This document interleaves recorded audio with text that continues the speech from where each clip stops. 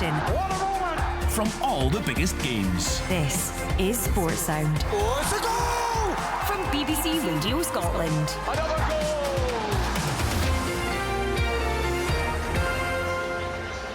Welcome to Open All Mics on BBC Radio Scotland. A huge day ahead, so much at stake for so many clubs. Let's take a bounce around the grounds. Let's get to Celtic Park. Celtic at home to Hibs. Rory Loy is on Open All Mics duty for us this afternoon. Rory, we heard from both managers, and we heard earlier on, Liam touched on it, the chances that Hibs had and passed up on their last visit to Celtic Park.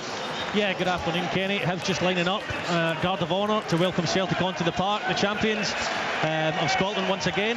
But yeah, I think from a Hibs point of view this afternoon, they've got to. I think Leanne hit the nail on the head earlier. They've got to have that belief that they can go and win the match, or take something from the match at the very least. You know, people talk about free hits, etc. when you visit Celtic Park, when you're in a good position in the league. I'm not having that for a second. You know, Hibs have beaten Celtic once already this season. They're capable of doing so. Nice big pitch. Go and get after them and see what you can take from the game. So yeah, I just think they've got to believe they can do that. I did say that I covered the game when Hibs went to Rangers a few weeks ago, and I said I don't think Hibs have to be the best version of themselves to get something here. That was proven correct. They won the game at a canter 2-0. Here today, they do need to be at their best, but they're capable of getting something if they are. How do they approach this? Yeah. We're at Tynecastle. We were going to have a minute's applause here for a Hearts player that sadly passed away. David Clooney played 354 games for the club in the 60s and 70s, who sadly passed away recently. So we will have a minute's applause here at Tynecastle. Thanks, Alan, for making that clear to us here. Alan's at Tynecastle this afternoon. Just we'll go around the grounds team, but just in terms of Hibs' approach this afternoon at Celtic Park, how do they go about getting the 3 points? Well, obviously we spoke in the last league visit to Celtic Park. They caused Celtic a lot of problems. They had a lot of one-on-one situations. In the League Cup game, it was a very dominant performance from Celtic. But that day, Celtic's back four was Alistair Johnson, Carter Vickers, Austin Trusty, Jeffrey Schlupp. Personal preference, what you think Celtic's back four is. The one thing that back four is really quick. Today, Ralston, Trusty, Scales, Greg Taylor. I think Martin Boyle can have a bit of joy against that back four. What about the Celtic players, Leanne? They've obviously got cup final places to play for, and Brendan Rodgers, I guess that's important as a manager. Even the league's won, he's still setting targets. He spoke earlier on about the importance. He wants to break this record of home goals across the season. Yeah, and I think that's absolutely I think any top team, once you've achieved things, the important thing is that you keep moving forward. It becomes that next thing. What is the next objective? I think when you're a winner, and a serial winner as Brendan Rodgers is shown and proven, as are a number of the Celtic players, that naturally happens anyway. It becomes the next thing. You just constantly keep moving game after game. I don't see that changing. I think they'll chase record-breaking moments throughout the season. Yes, undoubtedly, you want to play in a cup final, you want to be stepping out onto that pitch, you want to feel that you're really part of it, and some of those Celtic players perhaps this season have not felt the part of it that they would have wanted, but the team's success is down to, I think, the collective. So I wouldn't be surprised this afternoon, as much as we're looking at Hibs and what it would take for them, is that it would become another team that Celtic go and blow them away. I think they've averaged 3.5 goals, 3.4 goals at home this season, so you wouldn't be surprised if they go and put in that type of performance as well. Yeah, looking forward to that one. Also the game at Tannadice. Willie Miller is there for us. They're underway. Dundee United against St Mirren. What are you expecting from this one, Willie? Well, I'm expecting to see St Mirren push. I don't think it's going to be easy for them. It's one of these games that they really have got to, if they have any aspirations, I would suggest they've got to look upon this one as one that they can build on the back of the Aberdeen victory and the Rangers draw as well. So it's a huge one for them. I was walking around the pitch, wasn't in duty with you last week. I had jumped over to Red TV. Taking you a week. No oil in the game, Leanne, is it? I wonder if you were up and cup final day. Red TV covering that, I think. I might be wrong about this, but I think Willie was Aberdeen before he was BBC. We're claiming him now. See, here and now we're speaking about. Spot on, Tom. Continue, Willie. You never lose your loyalties, do you? At least you're honest enough to say you jump ship, that's fine. And I was walking around to get to the red-handed, that was amazing last week. I seen him, he couldn't get away with it. I was walking around the pitch, Rory, as you saw, and and getting the usual response from the St Mirren fans. I got absolute pelters throughout the game. Some of these things, they didn't throw anything at me right enough. It was all verbal. It's the same in this programme. But I was walking around the pitch. My point was, they're huge. I mean, St Mirren have got some tall players.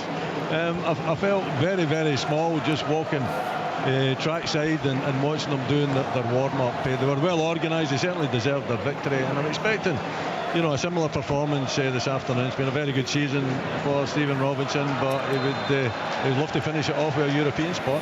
Yeah, check there, and we'll tee this up again. We'll hear from Derek McInnes. He's of course been heavily linked with the Hearts job. He told Chick he'll speak about that after the game, so stay tuned for that. Just in terms of your beloved Saints, Chick Young, what a game for them this afternoon. They're still in with a chance of making back-to-back European appearances. Stephen Robinson never gets enough credit. We talk about managers a year. Johnson! Oh, wait! John Robertson. Chance again! Oh! They're still about the ball. What a move, what a miss this is, Leon. There's one for you right away. There's a strike. Brilliant play down the left. It's a brilliant ball from Douglas. He's played it in there behind. McPeak's got in, squared it. Sidibe has fresh-haired it from 12 yards. Oh, wow. What an opportunity that was. Literally looks as if there's been a sniper. Someone just said to me, Mia, that's like something you see in one of these commercials. Like, what? I mean, it is describe it, Leon. And it is, as Robbo says, lovely bit of build-up play down the left-hand side. Great delivery. Cut back right into his looks terrible. It really is comical. Yes. It is so bad. I don't know. There is a well-known bookmaker who used that as part of their ACCA advert. That's exactly the one that people know what Rob was talking about. Just it's a Star Striker. Other betting firms are available. It's bizarre, isn't it? Wasn't it? As is in Willie's case, other football TV stations are available. Yeah, listen, watch that one in sports scenes. Let's hope it doesn't come back to haunt St John's. And Chick, just back to yourself. Yeah, talking about Stephen Robinson. Yeah, and I mean, Willie's right about the size of the team, and I was standing down waiting for Derek McInnes, and both sides. I felt bad, Chick, you must have been. I wasn't. I think had I been a football team, the manager would have been Snow White. Honestly, the size of players, I don't think I drank enough milk at school. You get that now. I mean, what a night out we would have had if you were a manager, though, eh? Great nights out. We won any games. Hold fire 1 second, guys. We've got our first goal this afternoon. It is in that League 2 playoff final, first leg. We've got the big build-up from Derek Ferguson, East Kilbride against Bonnyrigg Rose. Derek, there's been a goal. Yeah, and it came from East Kilbride. I've just watched, and now Bonnyrigg, they're on the attack at the moment. They've got a little chance of getting the equaliser, and has he? Oh, he's just put it past here. The goal came set piece. EKF completely out of traps. Pretty simple corner kick, left hand side, and then Rodell centre forward. It was a looking header from about 12 yards out into the back of the net. So a flying start for East Kilbride. 1-0. Just how high up is East Kilbride? I think he's coming up to the moon. To Jupiter. That's one small step for East Kilbride. I think it's a phone box. Right, we'll try and improve that line. Let's continue then. A wee bounce around the grounds. Let's get to Tynecastle. Hearts at home to Motherwell. Get the latest from Alan Preston. We're just into the 5th minute, Kenny. Nothing so far from either side. Motherwell just had a corner which has just been cleared. The offside flag's going to go up. There's nothing so far, but all the talk is about a new manager here. And will they get him in before the end of the season? Will they have to wait to the end of the season? There's still a bit of water to go under the bridge before they find out who it is, but they're edging closer, I believe. Yeah, I think from what I hear, the direction of travel is very much Derek McInnes, and I think. Miss! That is an unbelievable miss by Kilmarnock. They broke from end to end. Oh, I have to say, I have no words. Wait till you see this on the screen, guys. That's even worse than Sidibe. He's just got to roll it into the net, and I don't know what he's done. He's just got sclaffed it with his left foot, and even when he bobbled along, I thought it was going to end up in the net. It's Bruce Anderson. I don't actually think he can see if he's off balance at all yet. He's actually got time to take a touch and pick his spot. I think that's a really poor decision. I'll give him a bailout. See, on these pitches, it always looks tougher to me. Is it? No? Well, it's his pitch. It's his pitch. Can't blame the ball. Can't blame the pitch. Okay, I can't bail him out then. No. It was a shocker. I think he's been a bit too casual. He's just trying to nudge it in the corner. That's a good point. he seemed to lack a bit of conviction there. So a huge chance there. We heard from Alan. So check Kilmarnock against Dundee. So for anyone just tuning in, just tell us, this will be very much of interest for Kilmarnock fans and Hearts fans. Certainly tune in around about 5:15 tonight. Yeah, Derek, so the background was I'd cornered Derek down at the tunnel, grilled him in his additional fat, and he said, I'm not going to talk about it, I know what you want to talk about, I know why you're here. I said, I'm here for a big game, Derek, but he was having none of that. You think there's a story, but he did say that, I promise you, don't ask me, I will not take any questions about the Hearts situation pre-match, but I will talk to you after the game. So I would miss that at your peril, that interview. It'll be very interesting, Chick, to see and hear what he says, because it's not a done deal, but it's very much heading in that direction. So I'm intrigued to see how he couches this. Do you think it depends on what happens today? Tom, will that make it intriguing for next week? Because it's Kilmarnock v Hearts. I don't think. I don't know. Does the answer change? Does this interview with Chick post-match change depending on if Kilmarnock are safe at the end of play today? I think if they're not safe, I'm not sure that Derek is going to be wanting to engage with Hearts. The Hearts question. Right. But if they are safe, I don't know what he's going to say. What is he going to say? He can't announce today. Speculation. He might just say that there's been an approach and he's going to have that conversation and the club are aware, something along those lines. Who knows? I wouldn't have thought he was going to give us too much. I don't think he's going to give us. I don't think he can give us too much. He wasn't the only one spoken to as well, Tom. No, it was about, I believe, four. Yeah, well, I heard that 10 managers had been spoken to. But listen, have you ruled out the possibility that he's going to say, I'll have an approach from Hearts, but I'm going to stay at Kilmarnock? I mean, that's not possible. Alan Preston, the chances of that? I would rule that out, Chick. So would I. I would have said that post. You would have thought he would have said that pre-match if that was the route he was going to go down. Plus, he wouldn't be talking about Hearts then. He'd be talking about Kilmarnock. And Alan, this is an interesting point. This came up in the programme last week in the first hour when we were discussing this about the narrative, if you like, that Derek McInnes likes to have control of a football club. What would you say to that? That's not true. Listen, he's gone into football clubs, and his first one being St Johnstone, there wasn't really a structure in place. He goes in there and he makes changes because he got to put a structure in place. It's not really given control. Goes to Aberdeen. Craig Brown was there. They were in the bottom six. He put a structure in place there as well. He wants to do the best thing he can for the football club that's employing him. If that means changing a few things, but it doesn't mean he wants total domination.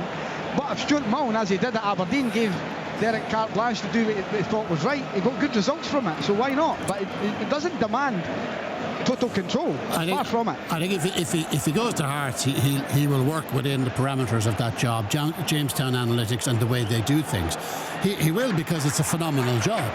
It's a step up. Sorry, Kilmarnock, but it is. They're a bigger club. They have a much bigger budget. Tony Bloom announced during the week they're going to knock it on for 10 million in extra money going into the club. It's a big job. But he said no to bigger clubs before. He has, yeah. Well, I just look, Chick, you might be right. I just don't think I'm with biscuits on this. I don't think he'd say no to Hearts. I'm not saying that's the case. I just said to you, what if? That's all. No, it's good devil's advocate, Chick. What I will say is I believe that Derek McInnes was flagged great ball from Hatate. He does through. Oh, good save, Jordan Smith. Makes himself big. Right, I think Ida should do better, right enough. Right, we'll have a wee look.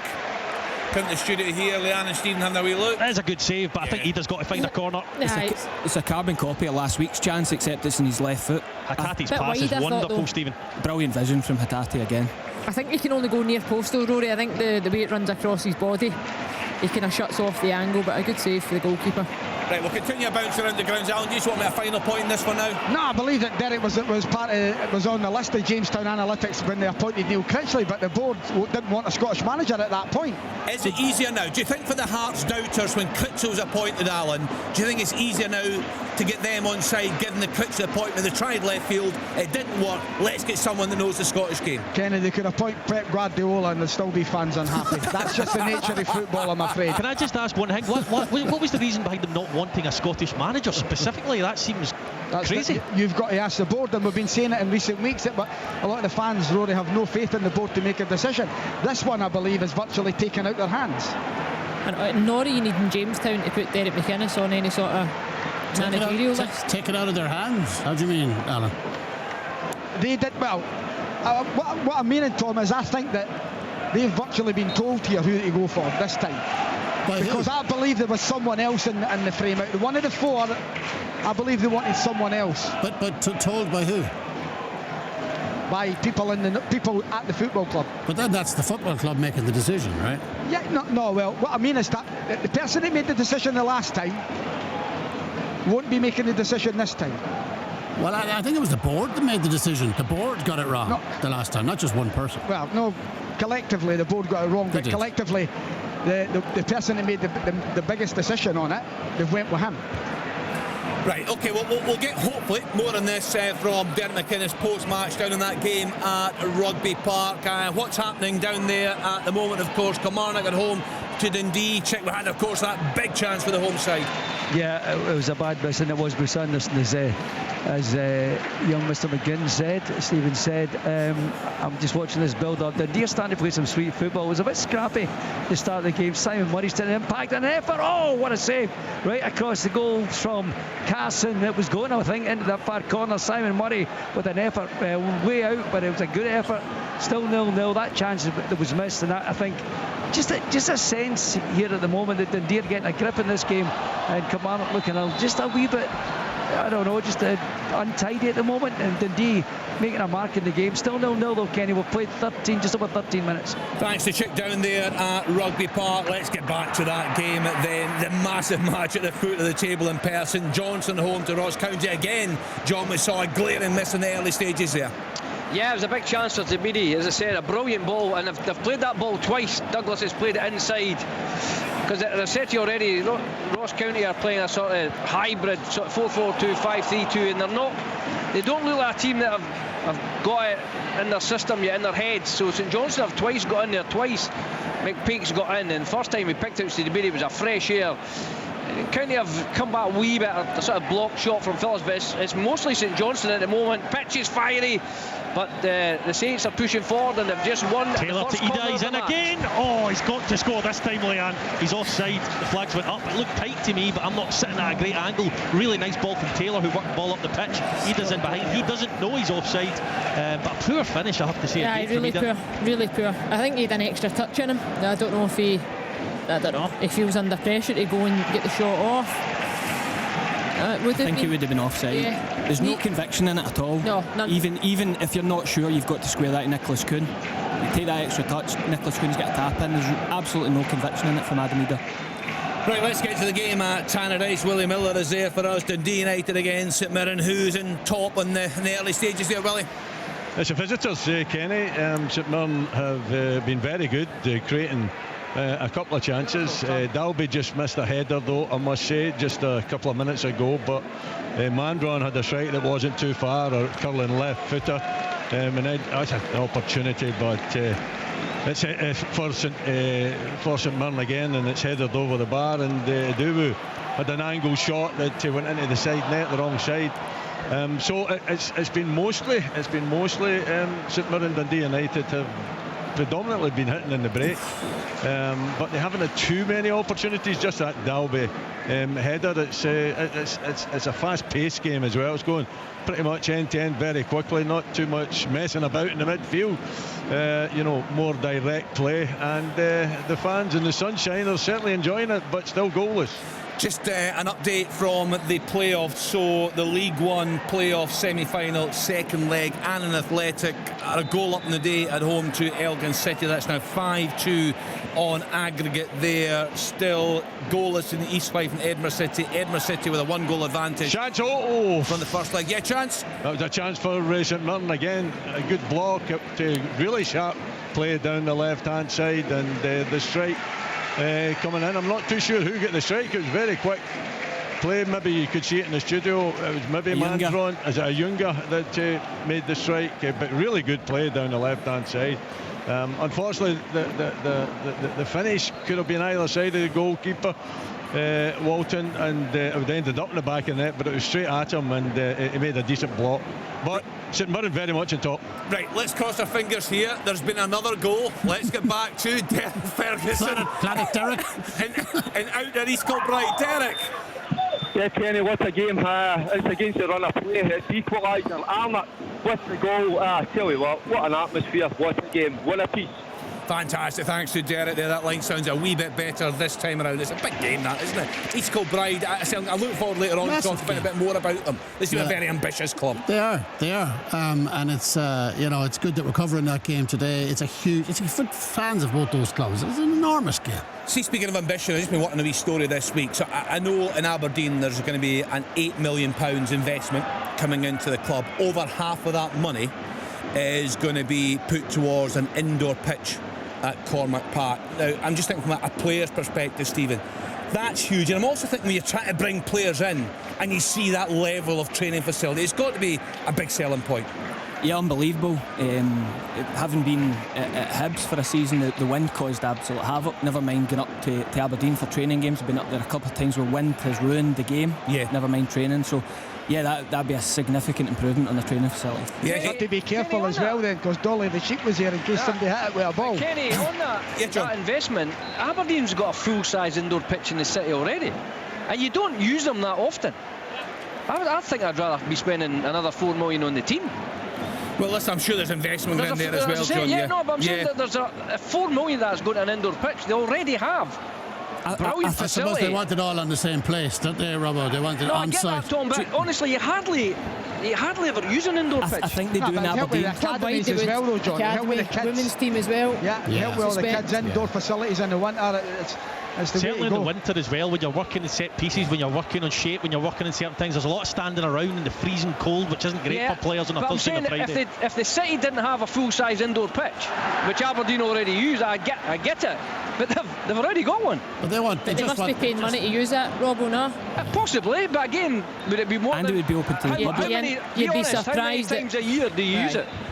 I think Dave Cormac would like to leave a legacy as well. Would he not? The ball's in. Oh, what a save, Schmeichel! I thought Boyle was off back side myself, but if he does got to score, Martin Boyle has got to score that one. On one on the volley. Makes himself big. Schmeichel, what do you think, guys? Good save, but big miss as well. I think Martin Boyle just needs to compose himself. I think he's just caught cold in the sense that the turnover and the way the ball breaks to him, Rory, but no, he's got to find composure in Martin Boyle. He's got that in his locker. He's got to pick a corner there for me. He's just lashed it right down the middle of the goal and given Schmeichel a chance. It's great. I'll go back to the indoor pitch now. It's great to see clubs investing in these kind of facilities. Fantastic. I mean, it's really progressive. It's what you want to see. I take Robbo's point, but they'll want everything on site.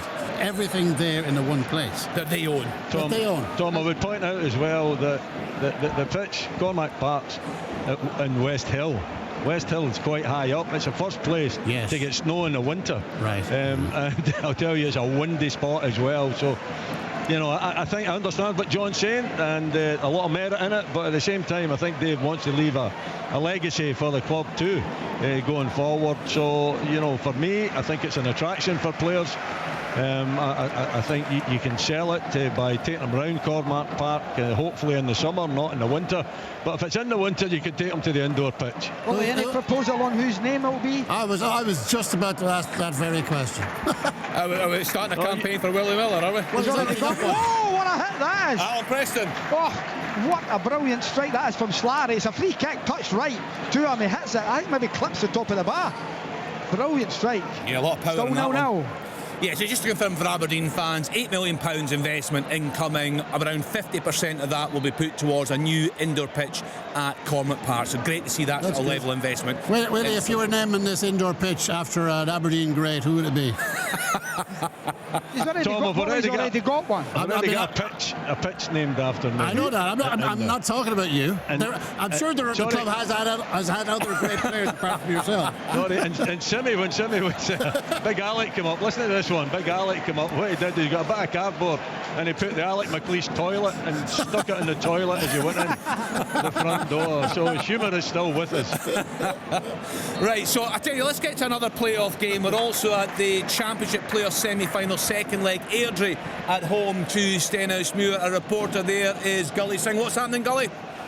Yes, Kenny, still 0-0 here between Airdrie and Stenhousemuir, but it's been all Airdrie probably the course of the last 15-20 minutes. Stenhousemuir started the game well enough, but have sort of fallen away from it. There was the best chance of the game. Fell to Ben Wilson. He guided the ball under control, struck it straight at Darren Jameson and goal. He made a decent save, but you imagine Airdrie will open the scoring. There's a chance here. No, he just put it over. But yeah, you'll imagine Airdrie will open the scoring anytime soon, but it's still currently 0-0. That is, Kenny, the escape from Alcatraz that Airdrie have got. Do you remember you were all saying a few words in memory of Airdrie getting relegated? I remember we were all wanting the manager out. Yeah, no. could see the Ackies happening. Check. No, wait a minute. No chance. I don't remember anyone in this programme. We had an Airdrie fan on calling for the head of Rhys McCabe. I don't think anyone did that, Leanne. Back me up. It was discussed. What? When? Months ago. Probably with you at the rugby club with your mates. It had never been discussed, and then one day in the show, Chick, I think you came on to reassure us that it was never going to happen because you'd spoke to somebody. Because you'd spoke to somebody at the club, you'd had a conversation. Leanne, are you suggesting Chick is starting a story, starting a fire? That's scandalous, absolutely scandalous accusation. At no point has Rhys McCabe ever been discussed or his job been questioned. More in this business and never dug up a rumour and cammed it into a story. I'm tempted to walk out right now. No, because there's a story waiting for you at the end of the show, at the end of the game. He's looking forward to that one. It's dedication to my job. That's not the reason I'm staying. No, listen, Alan's right though. Nobody could have seen the Aki story coming either. No, so absolutely. Of course it's a great escape, but it's a great escape for more than one reason. So just looking then at the scores here, Airdrie 0, Stenhousemuir 0. Of course, Airdrie did the damage in that first leg midweek with a 3-1 victory away at Stenhousemuir. Cove Rangers are going to goal up against Queen of the South. It was goalless in the first leg, so very much advantage to Cove in that one in the League One. Elgin have equalised away at Annan, one apiece here. Annan still in control. East 5-0, Edinburgh City 0. Edinburgh City with the goal advantage here. And just finally in that, we just heard the update from Derek. The first leg of the League 2 playoff final. Second leg next week. East Kilbride 1, Bonnyrigg Rose 1. Chick. Yeah, sorry, Kenny. I was just thinking in the first instance, that's not a local derby, is it? Elgin and Annan, a long journey. But anyway, what I was going to say, the referee stopped the game here to have a water break. I mean, it's May in Scotland. Are we really? Honestly, I must admit, it's roasting at Tynecastle. It's absolutely burning here, and it's the same happening they've been roasted all season. It begs the question for a water break. It begs the question, Chick, have you got the summer gear on today? Is that a charbine? Have you got the summer clubber on today? Yeah, as I say, he has. I don't go to. I know you're digging at your got the Bermuda shorts on today. Oh, I can see it. How many buttons undone in that shirt? And the motorbike gear up top. Kenny, this conversation is me you're talking to. Long. Can I just say, long may water breaks continue in Scottish football. That we have the need for water breaks. Well, I thought this would be the perfect one for you, Chick, to bring up that old chestnut of summer football again. Well, this is the way it should be, isn't it? Beer breaks, cold beer breaks would be better. It makes such a difference, doesn't it? Even just when you're going to the games. Brilliant. Fantastic. Yeah, I mean, you're being slightly jovial with me and what I may or may not be wearing, but yeah, it's such a pleasure. There must be about 30 degrees temperature switch at the back of this stand in Kilmarnock. You come here in November, December, January, it's absolutely freezing. And today it's almost a pleasure to be in Kilmarnock. Almost says Chick. Just confirmation that goal for Elgin City. Ryan Sargent in 22 minutes. Annan Athletic 1, Elgin City 1. I say Annan still very much in control of that game. A couple of chances at Celtic Park. Rory Loy, we saw a couple for Adam Ida. A great chance for Martin Boyle. What's happening now? Not a lot. The goalkeeper Jordan Smith's down, which will be a slight concern for David Gray because he's been pretty solid between the sticks after they had a few issues in that position at the start of the season. Joseph Bursick wakes in the wings, however Jordan Smith seems to be okay. Yeah, there's been a few balls flashed across the face of goal recently by Maeda, and Ida couldn't quite reach either of them. Boyle had that big chance, and of course Ida had that chance as well. Celtic have dominated large portions of it. Hibs have struggled to get up the pitch. When they have, they've looked dangerous enough, but Celtic controlling the match at this moment in time. A little bit disappointed. I know Josh Campbell scored a couple of goals at Easter Road, and I think he's a good player, but I think Junior Hoylett just brings that level of calm when it comes up the pitch. I think he gets a hold of the ball a little bit better, gets Hibs up the pitch, and I think he's been in great form the last 6 months. So interesting to see Campbell chosen ahead of him today. Not that Campbell's done anything wrong, I just think Hoylett's maybe a little bit better of an option when you're looking to try and get out and relieve some of the pressure. But Celtic in good form, still 0-0. Oh, another big chance for St Johnstone. Massive chance. It's a great ball, and again from McPhee, and it's Sam Curtis in at the far side. That's two. It's been a poor game. But defended 1-0 Hibs. It's Martin Boyle. The ball comes in, Trusty slashes at it. I don't know what he's trying to do, but he doesn't get rid of it. And Martin Boyle has scored to make it Celtic 0, Hibs 1 against the run of play. Was that deflected in? No, really poor clearance from Austin Trusty. I did think, I expected Martin Boyle to get joy from the Celtic defence. Yeah, you said that earlier on. Yeah, but spacing behind, but really poor from Austin Trusty. It's just a slashed clearance right at the feet of Hibs' main man, and he's never going to miss from there. Cool finish, I know he's point blank, but it's a cool finish. Yeah, especially after he's missed his first one as well. Good play from Hibs, right enough. We flick on down the right hand side, and the ball comes in. Celtic just don't deal with it though. You've got plenty of bodies there. Martin Boyle goes to get it in the first attempt. That's what I said. They've not been up the park often, Hibs. They've looked dangerous when they have been. Celtic have been very good actually, but they've just not managed to score a goal. That's the type of finish, Rory, that Martin Boyle should have produced with the earlier chance that came his way. Sets it up for a great game now, though. There's multiple errors there, isn't there? Allowing the cross, the poorly defended cross. And then Trusty is... just can't sort his feet out to get a better contact on it. It's a great put goal from in terms of Hibs' point of view. Kukarevich has peeled onto Taylor and he's targeted Taylor aerially. He just says, I'm bigger than you. But he's almost not even tried to win it. He's just made sure Greg Taylor can't win it. Chris Cadden's read the situation and they've just kept it alive, and Martin Boyle was on his toes to put it away. Well, if Pat Bonner was on, I think we could guess his answer, but the best central defensive partnership for Celtic for you? Carter Vickers plus... Do you think Nawrocki's okay? Plus a new signing. Right. That, honestly. My preference in terms of Celtic centre halves would be Cameron Carter-Vickers and Austin Trusty. I thought they were immense in some of the big games, but you just wonder, has he got a real confidence in Austin Trusty? Because you can sense when a manager doesn't have full trust in you. He's been in and out. I think the thing with Trusty is I personally would have Carter-Vickers and Scales at this moment in time. With Trusty, I think he's very good for large portions, but he's got a real mistake in him, and that is a danger as a centre back, especially in big games. He'll have the odd game where he doesn't make that type of mistake and he looks great, but I do think he's culpable of that particular type of mistake that we've just seen there, and I think that's where that trust issue comes from Brendan Rodgers that Stephen's talking about. Can we play Liam Scales bingo with Pat? He doesn't. I know, look, it's his first season. He doesn't look like a £6 million defender to me. No, I think Celtic are going to have to go again. They've got Champions League aspirations now. They did very well last season, or this season. I think they need another centre half. And it's a penalty. Right, check. Oh, I'm not sure, but I'll watch this again. It's a push inside the box, but it's Dundee who, well, they're arguing their case here. I'm not sure that. I'll let you have a look at that, guys. You can help me with this, but it's a penalty to Kilmarnock. I'll need to see it again, Chick, but it does actually look like there is a bit of a push, if I'm honest. Defenders caught wrong side. Yellow card as well, we're seeing in the screens just now. I mean, Palmer Holding's not putting much of a fight. I mean, Simon Murray is because he's Simon Murray, but Palmer Holding's almost is an acceptance. Right, goal! St Mirren, they break the deadlock. Wow. Mandron gets it onto his left foot. He had a shot earlier and he just looks up and he picks his spot. Back of the net, 1-0. It's a big goal in Perth, and it's come for the home side. It's a corner played in from the left hand side.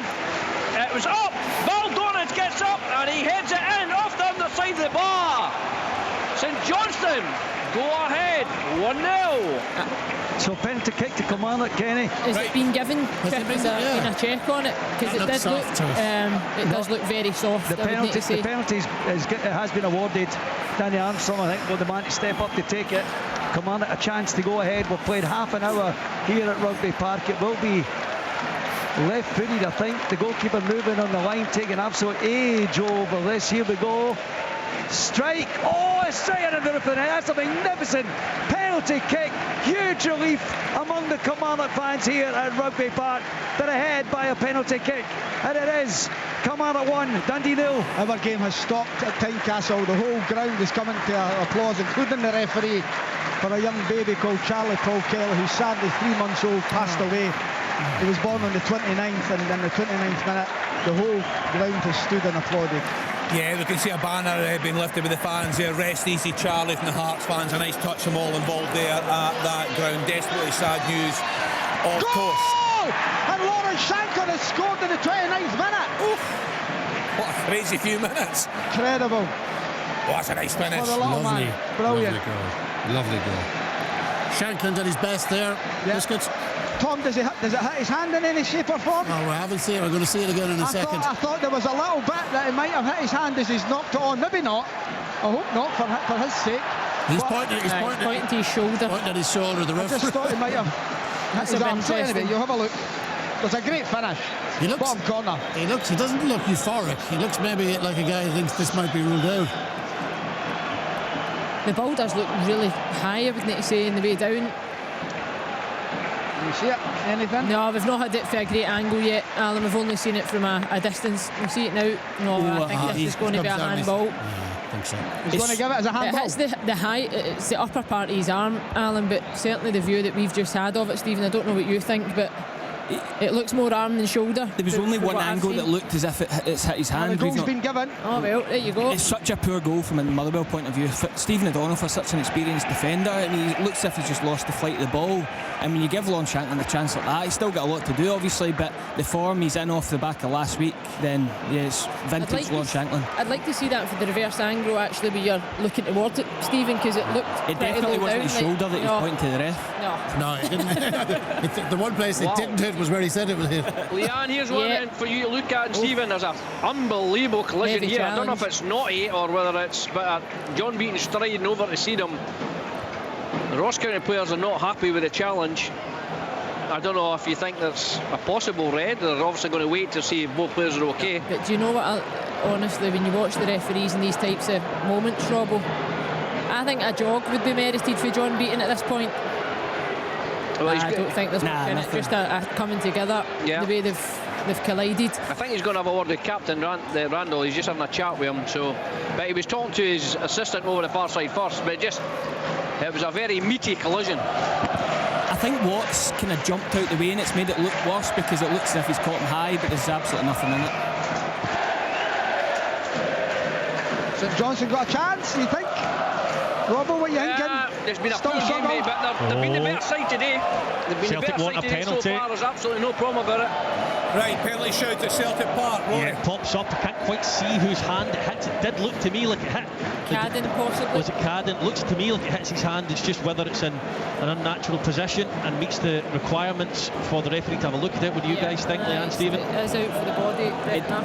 It definitely hits his hand. It's whether the referee interprets. I mean, it's definitely accidental, but Maida believes he's going to get on the end of it. This could get given. Yeah, just had the announcement over the tannoy, so we're still waiting to see if the referee calling Stephen. Yeah, I better actually Right. Kenny look. You guys tell what you would give. That's For me, it's not unnatural, like in the Not sense given. that his Penalty arm not is given. it's not that far out from his body. He's no motion towards it. It would have been really harsh, but if I'm honest, I think you've probably seen similar ones given. Yeah, but since Wally Collins come in, it's certainly helped. They've changed it. You're right, Al. We've not spoken about it nearly so much. You're right. Do you know what? That was a crazy goal burst. Let me just bring you up to date. So Hearts 1, Motherwell 0, Lon Shanklin 31 minutes. Kilmarnock 1, Dundee 0, Danny Armstrong penalty 31 minutes. Daniels Bildonis with a goal. Below this with a goal. St Johnstone 1, Ross County 0, 31 minutes. Celtic 0, Hibs 1, Martin Boyle 25 minutes. Dundee United 0, St Mirren 1, Mikel Mandron on 31 minutes. Willie Miller, worthy of their lead up there so far? I would say so, yeah. I think they've taken the game to Dundee United, and Dundee United have struggled to cope with the physicality aspect of it. It was a well-worked goal. Really shouldn't have happened. I think defensively Jim Goodwin will be really disappointed. Killian Phillips did extremely well down the right-hand side, puts the cross in, and then it's Ali Gross who really out-muscles the defender and lays it off to Mandron, who curls it into the back of the net. Right, goal in the playoff. Let's get to our reporter, Gully Singh. Yeah, the resistance has been broken. Stenhousemuir defended really well, but Airdrie finally found that opportunity. It was just a corner kick in there, and I think it's Ben Wilson actually that's got his head on it. He was unmarked. Actually, just let me confirm the scorer, but yeah, currently Airdrie 1, Stenhousemuir 0. Yeah, that's, you think, tie over 4-1 on aggregate for the Diamonds. So does that go down as an assist for Fulton for Hearts on his debut then in goal? Yeah, long kick out and a bounce. Yeah. That's not a bad debut to be having, isn't it? It's not over yet. Hold on. Possible clean sheet and goal assist. Alex Bannon was the scorer for Airdrie. Thanks to Gillespie. That looks like tie over there. They have a 4-1 advantage. Reece McCabe's side there, and also Kenny, I think you've got to touch on as well the achievement of Brian Graham last night. Absolutely incredible. 100 goals for Partick Thistle. 37 years of age. He's been brilliant for them, to be honest. Do you know what an atmosphere? I just watched it on the telly, I'm sure like most of us, but what an atmosphere there last night, Alan. It was a terrific advert, wasn't it? No, I get that, but also what we don't like, and which Tom touched on before the game started, was the crowd coming on. This could get ridiculous now. Some of them were touching the goalkeeper. The goalkeeper's raging at that point. You know, anything could happen. So this has to. We've got to stop this. I think if you enter the field to play as a supporter, you get a ban in order. It's as simple as that. Now, there's a lot came on last night. This has to stop. We've seen it at Falkirk, but they were a yard away the week before. That was exuberance, you would say. But last night, it could have turned really nasty. It's hard. I know it's hard to stop them, though, Alan. And it is exuberance, and most of them they're all harmless. But they were swinging on the bar last night. I know, and I think that's probably where there is a boundary. Like there's a lack of boundary now, because I think Falkirk's different in the sense that the fans have crept really close, but it's probably the most controlled celebration you've seen. They were virtually waiting until the whistle went before there was an invasion.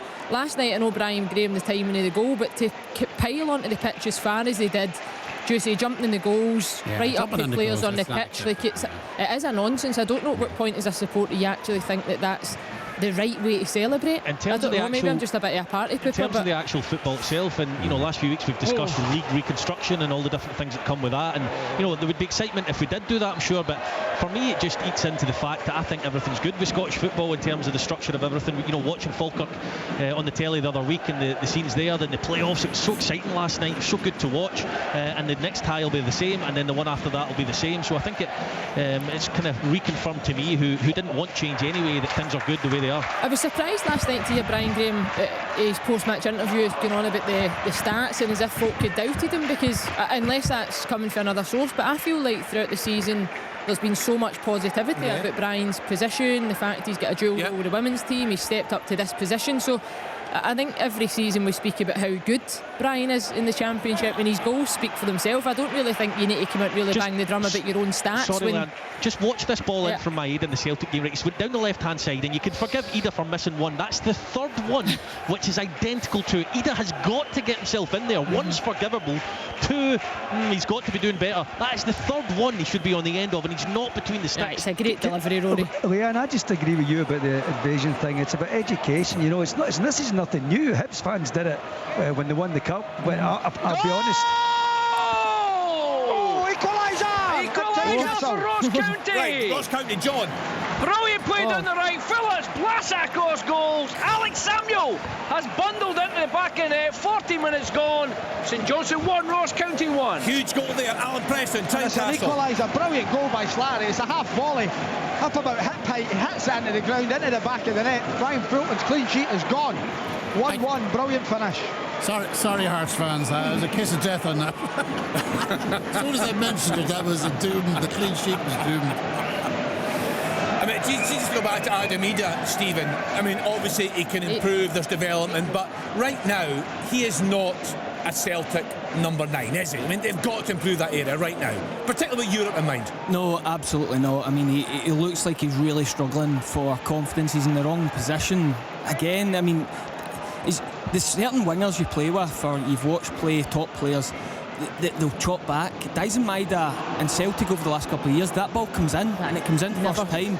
We've got a check here for a possible offside at Tynecastle. Can you have a look, please? Alright, okay, Alan, it must have been much earlier on in the move. I've just kind of watched it through, but really good goal from Slattery. I know there was a few pinball moments, the ball's coming in and out the box, so we'll certainly be looking at the finer detail, but it was a good finish from Slattery all the same.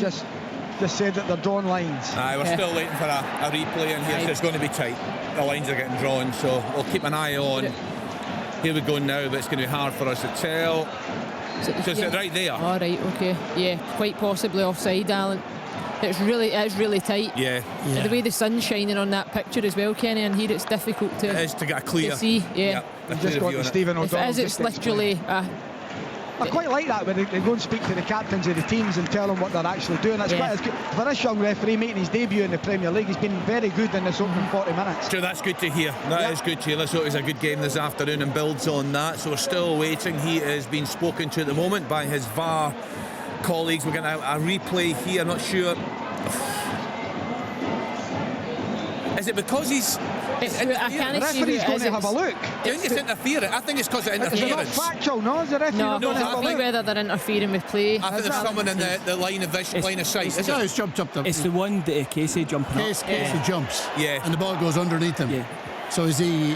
So he's in the eye line of the goalkeeper, is that what you're saying? Yeah, right, potentially. Right, so we'll just stick with Alan for this one. The referee is over at the monitor at Tynecastle as we speak. Michael Vimmer, of course, has had a couple of great results in recent weeks as a Motherwell manager. He's looking for this equaliser to stand. We'll get another picture of it here. So the lines are drawn. Craig Gordon's a wee bit off his line. It'd be hard if it was Craig Gordon. He's sitting beside me in the stand. Oh, sorry, who's your keeper? I can't see Ryan who Fulton. Ryan Fulton. So he's quite far off his line, and he just jumps in front of him. I think Fulton gets clear sight of the ball. Must be goal for Celtic. It's the equaliser. Rory. And it's Nicholas Kuhn, and I have to say it's well deserved. Celtic, the pressure's been mounting. It's a ball over the top. Nice. Ida goes for it. Keeper gets distracted. Simple tap in for Kuhn. One apiece. I'm not so sure about this, just jumping in front of the keeper. I think Fulton gets a good sight of it, does he not? He does, but I think if you're the goalkeeper, you're anticipating a ricochet or a deflection, because it almost goes under the feet of Casey. Yeah. So Alan, I think he's got full sight of the ball, but I think if you're in that type of instinctive position, I think this is putting you off, if I'm being honest. No, he's going to make the decision now anyway. Here we go. No goal. Yeah, I think it's a good decision. Yeah, I mean, it's harsh because... As well, last week with Daizen Maeda, he was miles away, although he was offside, and some Rangers fans might have thought he was in the eye line. He wasn't. He was about 3 or 4 yards to the right. Today, by the looks of that, he's right in front of the keeper then. Possible offside at Celtic Park. Oh, right, OK, let's have a look at this. It's all happening in this first half, towards the end of the first half. There was nothing happening for ages, and all these goals and great, isn't it? I mean, it's just the last 20 minutes. Just while we're waiting on this, on Ida, he's not got the guile and the finesse that Kyogo has, and that's not necessarily a criticism. Kyogo was exceptional, but you need to make up for that in terms of your goals and his presence up front. If there's a ball that's been flashed across the face of goal 3 times, he's got to be able to say he scored at least one of them and get his numbers up that way. I know he scored a lot of goals, but I do think that in this occasion here, he should have scored at least one today. Would you make any allowance, Rory, for the fact that I know he's not young, but he hasn't played a huge amount of first team football? No, because I think if it happens once, then that's a reason, not 2-3 times. I personally would have had Johnny Kenny on from the start today, given the situation. I know he didn't come through the ranks necessarily here at Celtic, but I think having been in that position myself, trying to break into a first team at an old firm team, it's so difficult. And he's sitting on the bench today thinking this is a great opportunity probably for me to go out from the start, and he's not got that opportunity. I'd quite like to have seen him from the start. Yeah, and I think he'll be sitting there, goal given, it's 1 each. I think if I was sitting there today, I'd be sitting thinking, he's missed 3 opportunities, get me on, I'll take one of them. Tom, you're back to your clean sheet and your assist for Ryan Fulton. Tom, I kind of side more with Rory in terms of you can always miss chances. It could be a confidence thing, the 2 1-on-1s he's missed, fair enough, but as a Celtic striker, they have a set way of scoring goals. The one that flashes across first time, you can't be sliding and be surprised that it's coming in. It's coming in. There's no Daizen Maeda's not stopping that. Isn't it? You know it's happening. You have to be there. Even if he's there and the goalie saves it or you put it wide, fair enough, confidence, lack of form, but you have to be there. You can't react if you're surprised. Right, so Hearts 1, Motherwell 0, Kilmarnock 1, Dundee 0, St Johnstone 1, Ross County 1, Celtic 1, Hibs 1, Dundee United 0, St Mirren 1. Let's get back to that game in Perth. 1-1, a fair reflection, John Robertson, or not? No, I think St Johnstone will be disappointed because they've had 2 glaring opportunities.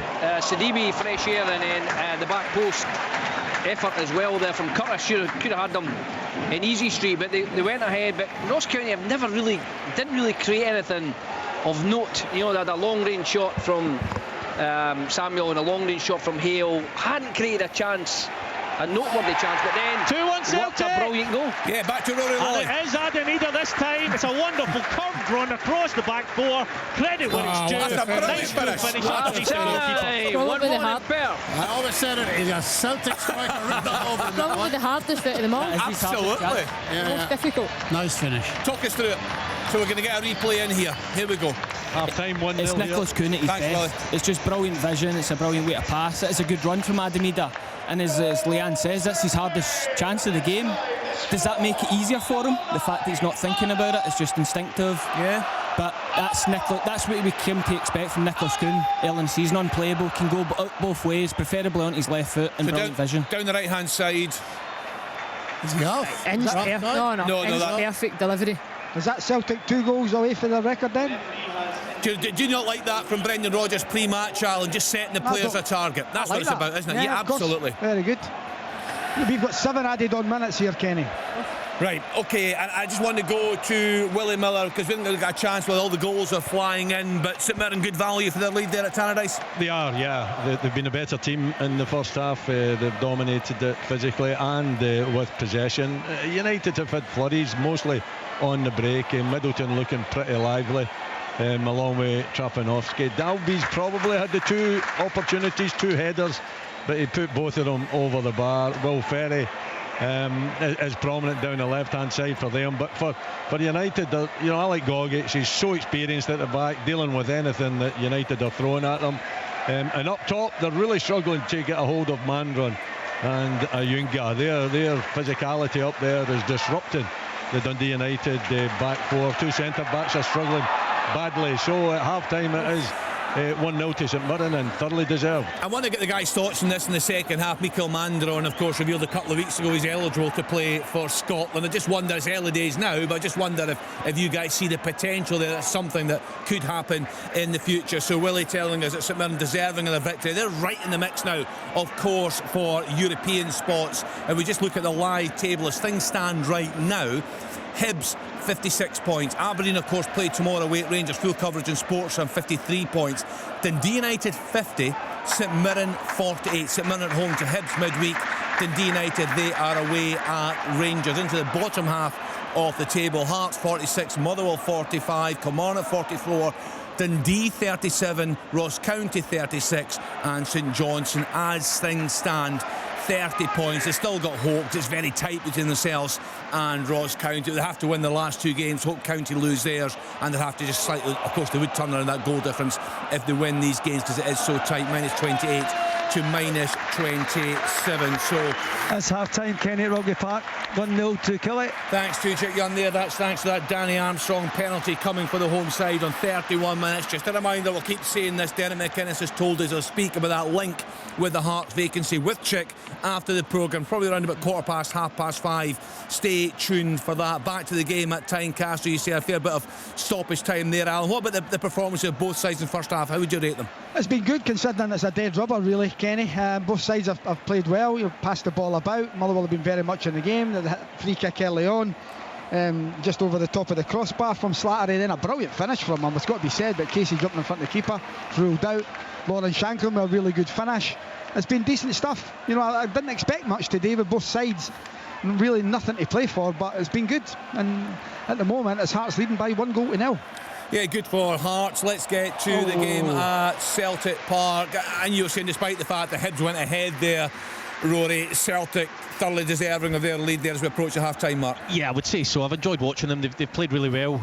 Although just before they went ahead 2-1, Martin Boyle had a chance in behind. Trusting Scales aren't particularly sure at times, because Kukarevich is putting pressure on them. Boyle's running in behind, as Stevens pointed out a few times, and getting a bit of joy. And Boyle cut inside and slipped. Otherwise, he would have had a chance. They literally went right up the pitch and scored. Didn't they, after it? Because Stephen and I looked at it, we caught it just as Martin Boyle hit the turf, and then literally you've come in like seconds later, it felt like, with a But no, to answer your question, Kerry, Celtic are worthy of their 2-1 lead, I would have to say, overall.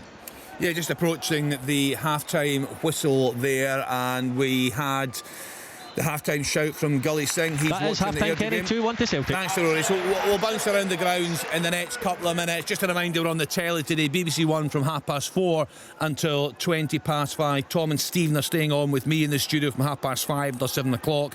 fans of various clubs joining us tonight. We'll hear from a Ross County fan. We've not had one on for a while. What will his mood be come the full-time whistle this afternoon? Also a Kilmarnock fan. His thoughts on Derek McInnes. Is it a right time for the parting of the ways if he does go? Who do Killie fans want to see replace him at Rugby Park? We'll also hear from a Hibs fan later in the programme, a Dundee United fan and St Mirren fan. That's a huge game for both these clubs this afternoon.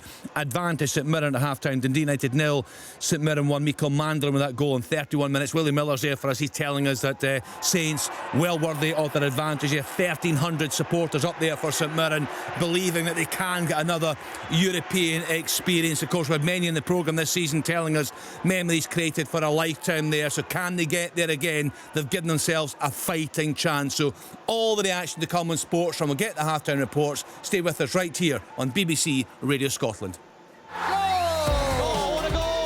This is Open All Mics from BBC Radio Scotland.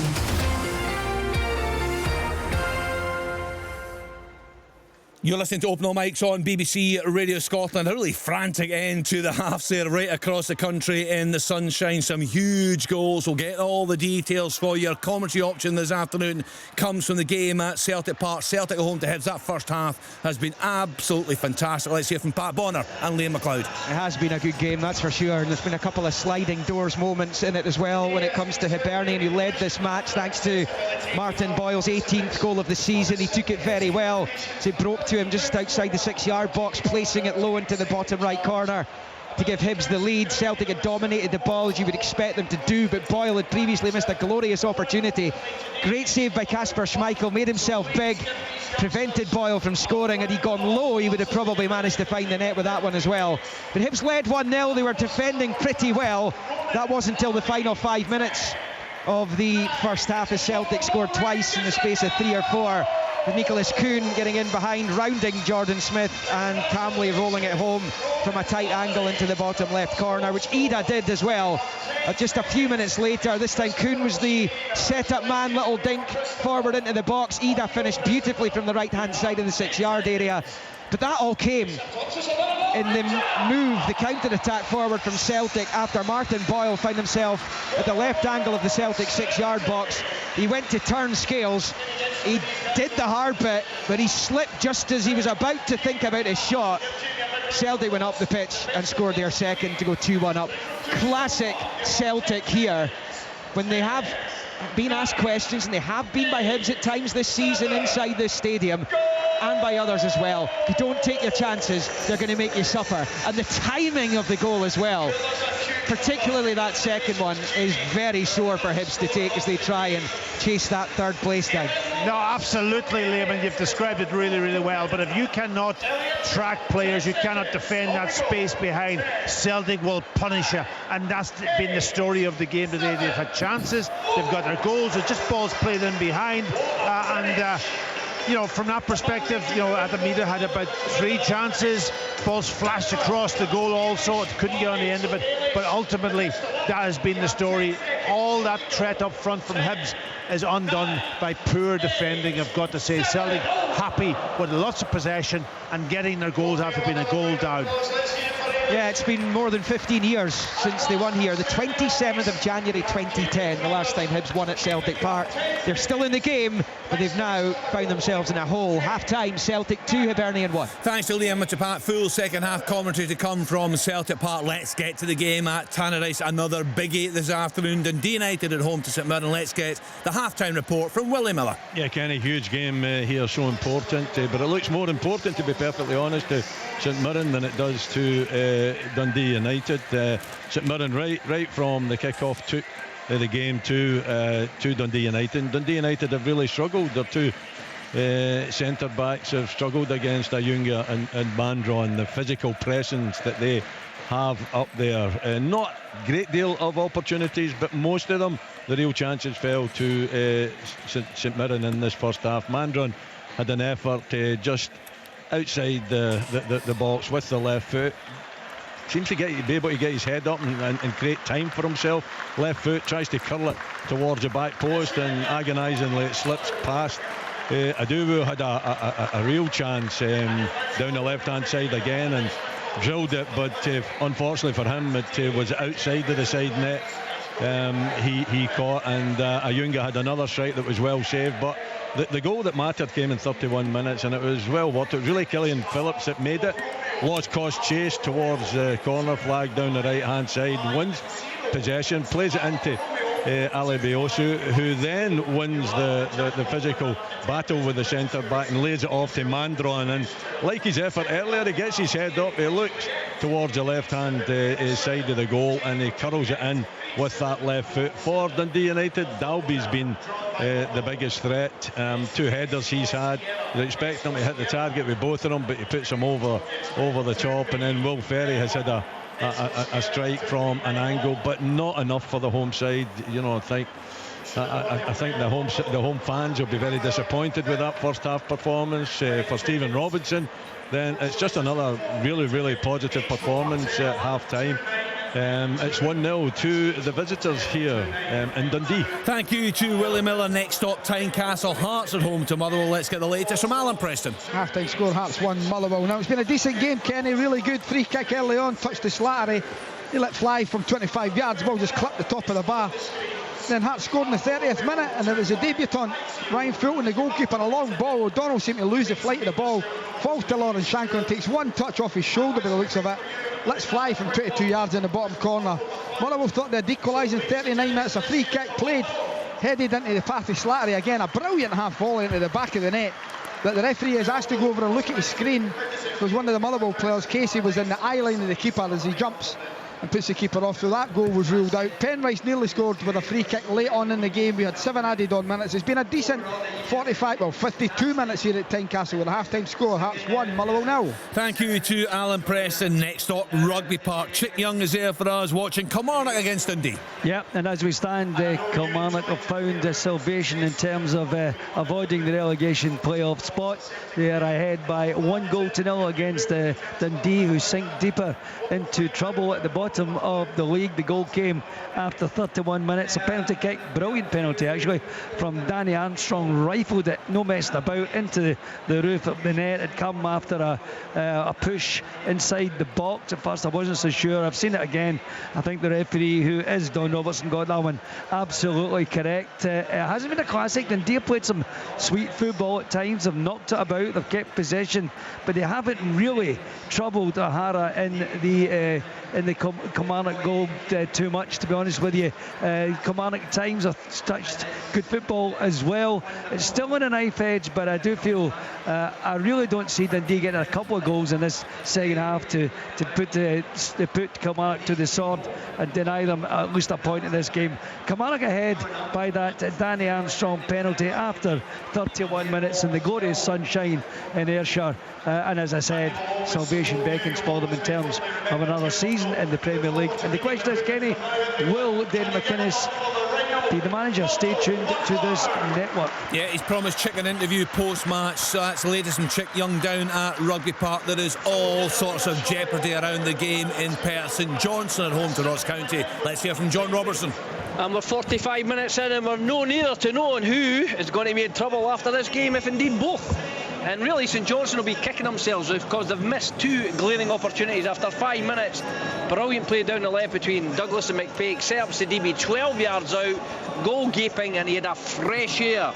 Completely missed it. In the 27th minute, that same combination again, Douglas to McPake. Threw the ball to the back post. Cam Curtis came in and smashed it past the post from an unbelievable thing. But it looked okay, because in the 31st minute, with the first corner of the game, the ball was whipped in, and Baldonis got up and his header looped over him. He saw it hit the bar, bounced over the line, and St Johnstone were happy. Up until that point, Ross County hadn't laid a glove on them. There was a low shot from Phillips from about 30 yards. It trundled into Fisher's hand, and then Alex Samuel shot well over from 30 yards, but out of the blue they got an equaliser. Good play from Phillips down the right. He smashed it across goal. There was Alex Samuel to knock the ball into the net and leave us at the status quo at half time. We're no nearer knowing what fate lies, but St Johnstone may rue those 2 massive chances at half time here in Perth. St Johnstone 1, Ross County 1. Thanks to John Robertson. We're at 2 games in the playoffs this afternoon. Let's get to the Championship playoffs semi-final second leg. Airdrie at home to Stenhousemuir. Let's get the latest from Gully Singh. Yes, Kenny, Airdrie 1, Stenhouse Muir 0. The second half's just underway, but it was Adam Frizzell. He had an early effort in the first half from 25 yards out, which went wide. Stenny captain Gregor Buchanan's attempted curling effort from the result of a corner. That was the only decent chance for the visitors. Ben Wilson could have opened the scoring shortly after that. Mockery then squared it to Dylan McDonald. Chris Mockery, of course, he tried picking out the top right-hand corner. Darren Jameson in goal for Stenhouse Muir makes the save. Possibly sees it late, does really well. The opening goal then arrived on 39 minutes. The resistance finally broken. A corner sent to the back post. Alex Bannon left unchallenged. He was able just to nod it home for the opener and put the tie to bed. Lewis Stratt went close with a thunderous effort. Jameson again, another excellent save just before half time. But yes, currently 1-0 to Airdrie over Stenhouse Muir and 4-1 on aggregate. Thanks to Gully Singh, it looks very much like an Airdrie against Cove Rangers final there. So Airdrie cruising, as Gully said. Cove Rangers, it was goalless in the first leg away at Queen of the South. Cove at home this afternoon, they've just gone 2-0 up in that tie. So that's the latest on the Championship playoffs. If we look at League One playoffs, Annan Athletic 1, Elgin City 1, so that's 5-3 to Annan on aggregate. And just started the second half on the day, East Fife 1, Edinburgh City 0. That's 1 apiece on aggregate. Now there's a huge game. It's a League 2 playoff final. First leg, East Kilbride at home to Bonnyrigg Rose. Let's get the latest from Derek Ferguson. Yeah, we're also into the second half, Kenny. East Kilbride 1, Bonnyrigg Rose 1. What a start it was for the home side. Couple of minutes in, and it was Cameron Elliott with the looping header, a lovely header over the stranded keeper from about 10 yards out. Against the run of play, Bonnyrigg equalised in 16 minutes. Acute finish from ex-EK player Aaron Arnott, finding the net from 12 yards out. East Kilbride, for the most part, Kenny, have dominated without creating too many chances against a Bonnyrigg side that are quite happy to sit in and hit on the break. But they could have actually made it 2-1 with goal scorer Arnott nearly pulling a 20-yard free kick into the top corner. But a terrific save from Truesdale in goal. So 1-1 at the moment, all to play for Kenny.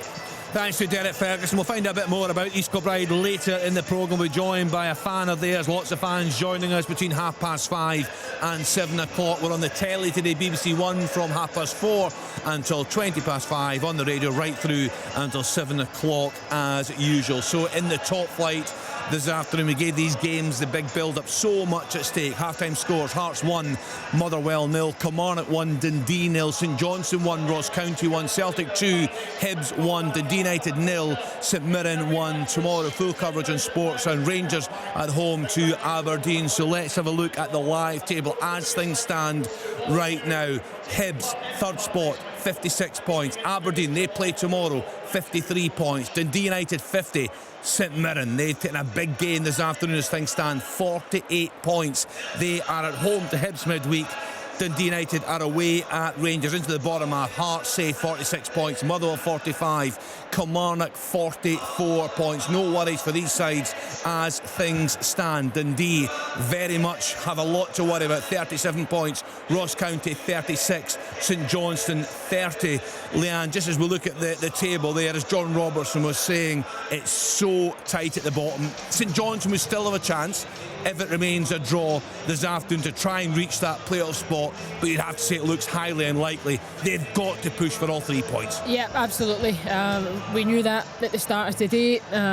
They've got to go and get after it, and to be fair, there's been flashes, there's been moments. I know at points Robbo said there's maybe not been too much going on, not an awful lot created at certain points in the game, but actually a few moves in the way St Johnstone have moved it and looked to try and play in the final third. There will be moments there for them. They got the goal, they've obviously been pegged back, but I think as the game goes on and when it is as edgy as this, Ross County, I think we spoke about it, I don't know if it was John had said earlier, I think County would take a playoff spot. I think they would accept their fate with that and probably have a belief that they could go and get out of it. I think as the game goes on, St Johnstone have the ability to throw absolutely everything at it. It's going to be great, isn't it? When it's sink or swim. So the last 15 minutes of the game should be all-out attack. Can't wait. Time now for a choice of listening once again on Sports, and stick with us on BBC Sounds 92 to 95 FM for Open All Mics for full commentary of Celtic against Hibs. It's been a great game. Tuned to Radio Scotland Extra Digital and 810 medium wave, and both options are available online, bbc.co.uk/Sports Scotland. Football from Sports Sound. Brilliant drop of the shoulder. What a goal! From BBC Radio Scotland. There's no substitute. Welcome back to Open All Mics on BBC Radio Scotland. Just in the chat there, Tom, with Liam. We'll bounce around the grounds in the next few minutes. Just look at the screens coming in here. Some of the games already underway. The start of the second half. Plenty to play for. Absolutely, at both ends of the table. But I'm gripped by this St Johnstone Ross County game. St Johnstone have a good record against Ross County, beaten them twice already this season, and the other game was a 3-3. And I wonder how much St Johnstone are going to regret that, because they were 3-1 up with 3 minutes to go and they finished 3-3. Ross County have made a habit of it, maybe 5 or 6 times this season, getting late equalisers and late winners. It's all to play for there, but St Johnstone have got to make something happen. What does he do, John Robertson?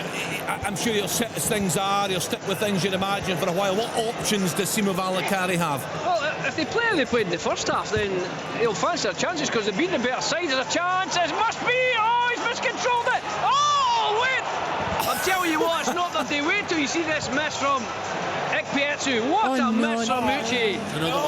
The ball's played it first to Nibi, it's a terrible touch. Then it drops to Ikpeazu and he just side foots over the bar from 4 yards. That's 3 unbelievable misses. And I was just about to say, they played well first half, they created all the best chances. Would they rue those chances? Oh my goodness. That's the one that they could rue. Unbelievable. Right, so first of all, the touch. Sidibe's got to score. Do not take a touch. The ball's come across. He can afford the opportunity, I think, to go with side foot and just cushion it into the net. He does it, he tries to take a touch, he gets caught, comes back out, and Ikpeazu, he's got to score. There's just nothing else to be said. I'm glad we're not yet on the TV, Kenny, because the faces in this studio, as that was unfolding, as Robbo was describing it, would have painted a picture in itself. Well, you know, just speaking of pictures, Tom, I just watched the camera immediately spun to the St Johnstone bench. The look of despair, frustration on Simo Valakari's face. It's a double miss on top of the miss from Sidibe earlier on in the first half. I mean, Ikpeazu is in the press this week saying, pressure is a privilege.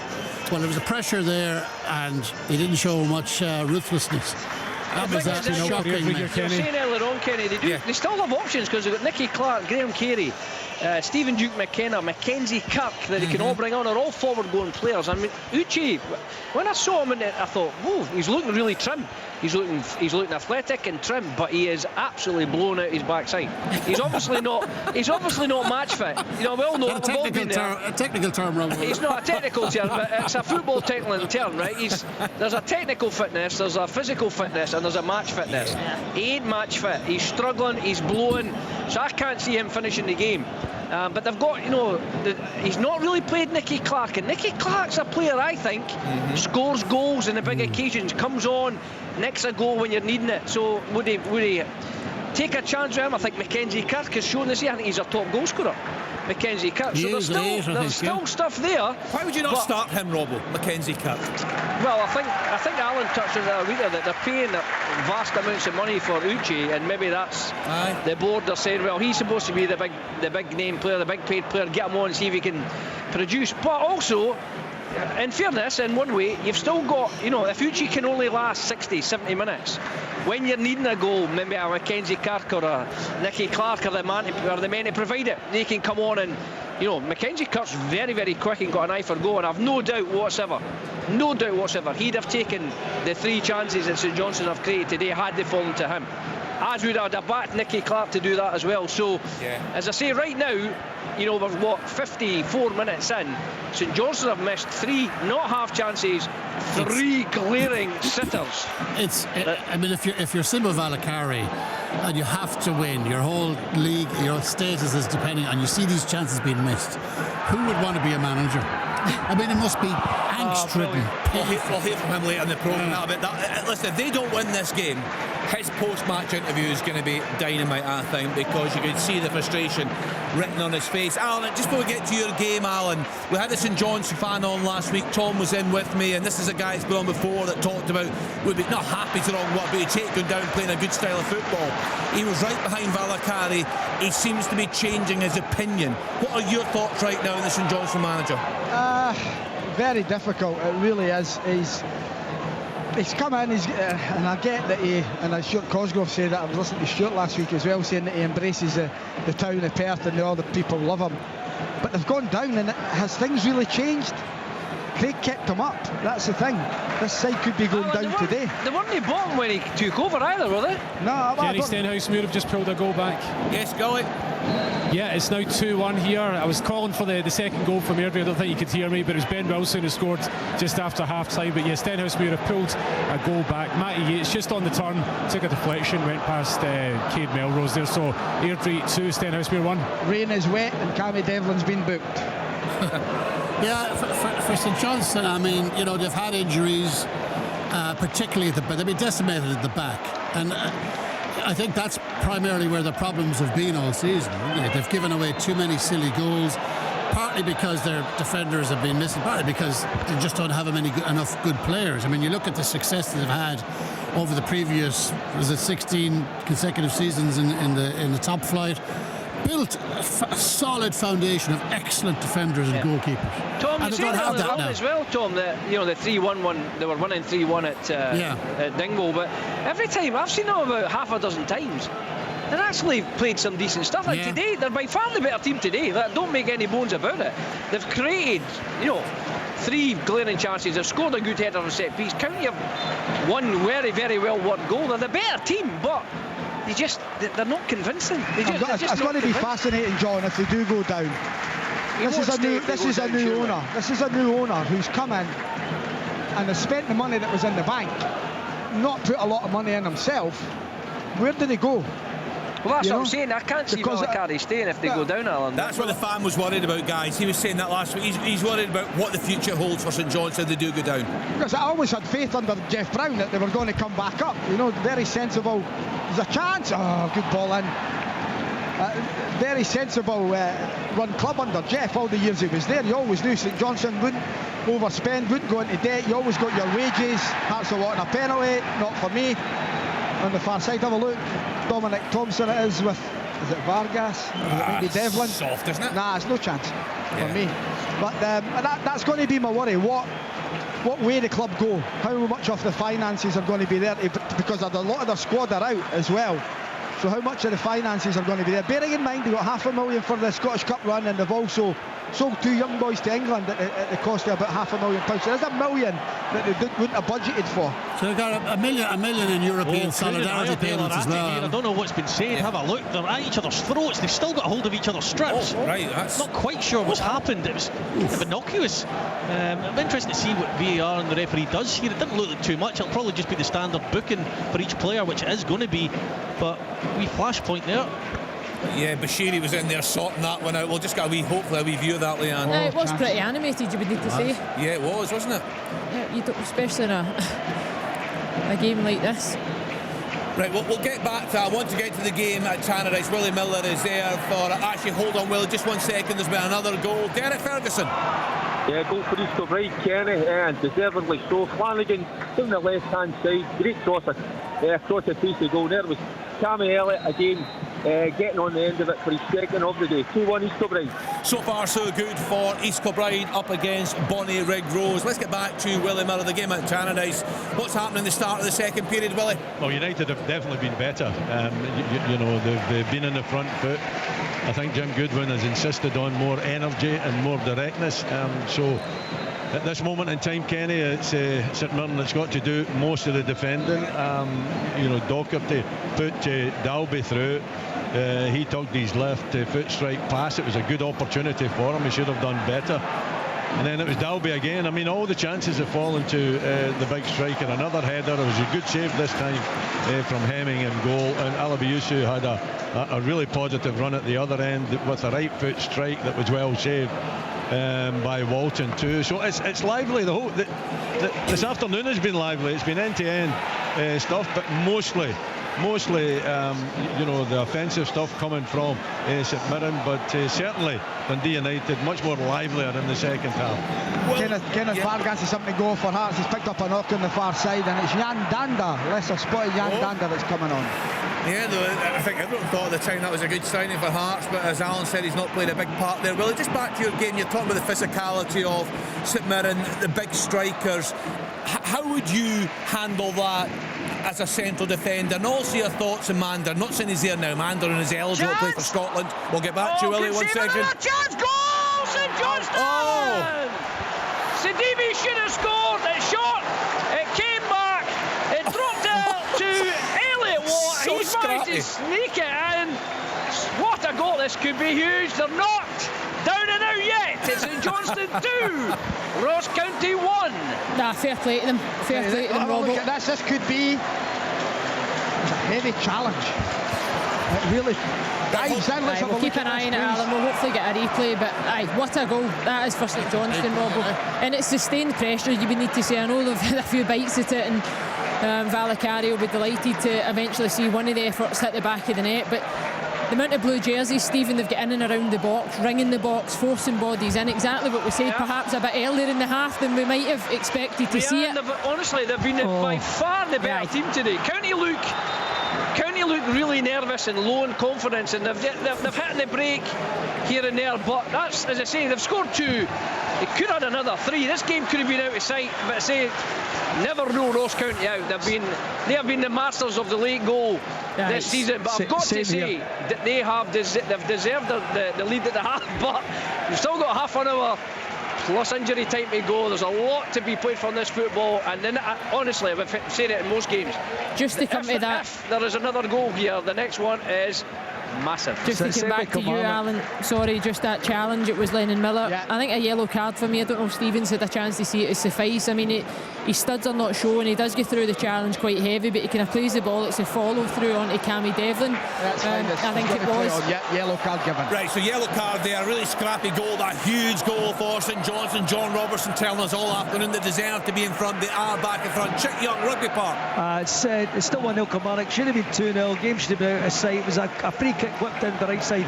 Stuart Finlay just racing in, got his head on the ball. I was absolutely certain it was going to end up in the back of the net. So was he. Somehow it didn't. With a chance for second, but Kilmarnock have got all over their Dundee at the moment. Their wingers have been absolutely terrific.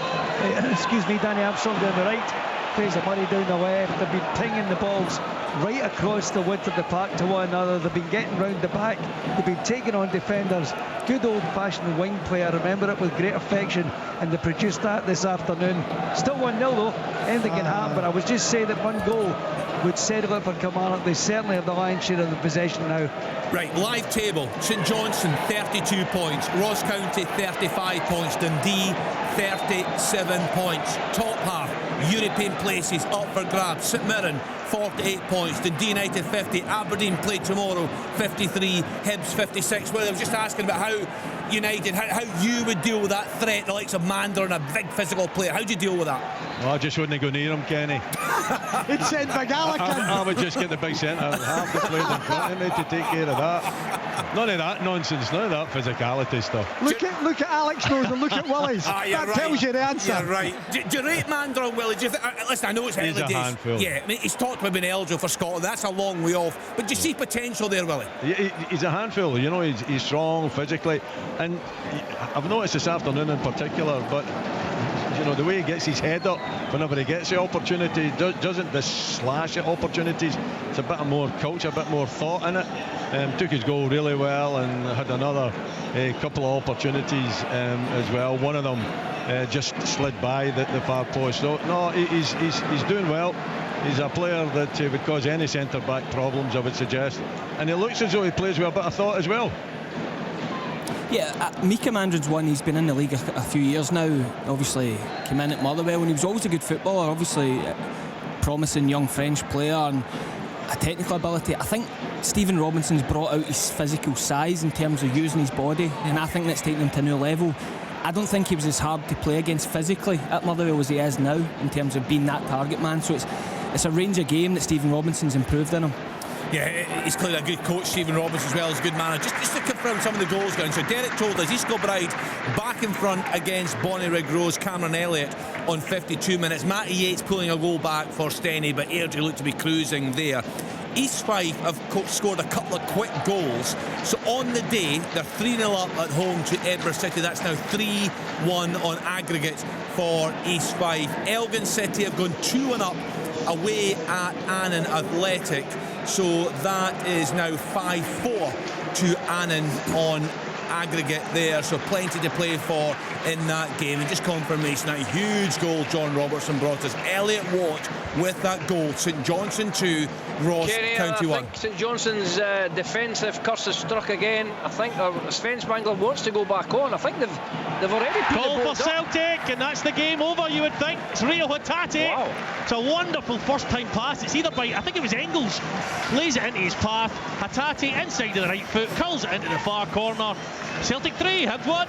It's all about technique, isn't it? A lovely finish. Yeah, really nice finish. I mean, I'm counting 8 Hibs bodies inside the box, so David Gray's going to be really frustrated because there's a couple of moments before it I think you can go closer and impact the ball and certainly clear it.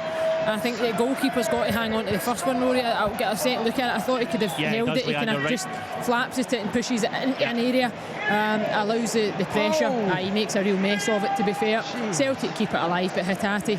Was it Engels passed to him? Cultured. Yeah, Engels. Lovely. What a pass that was. It's the second goal. Second goal, Ayunga. Strikes it with the left foot. Poor defending from United. Ripped open, low, and it slides into the back of the net. Pushing too many men forward, leaving themselves exposed. St Mirren hitting in a break. Ayunga with not a particularly powerful strike with his left foot. And not a particularly wide strike either. No, Willie, I think my first instinct, Willie, was the keeper could have done better. Yeah, absolutely. He's kind of made the move towards his right hand side, and he's not in a balanced position to then adjust and get his left hand out, and it's a really poor effort from Walton. But St Mirren really, thoroughly deserving the position that they find themselves in, 2-0 up here, and United really not been at the races this afternoon. Started the second half. John Alan Preston, sorry.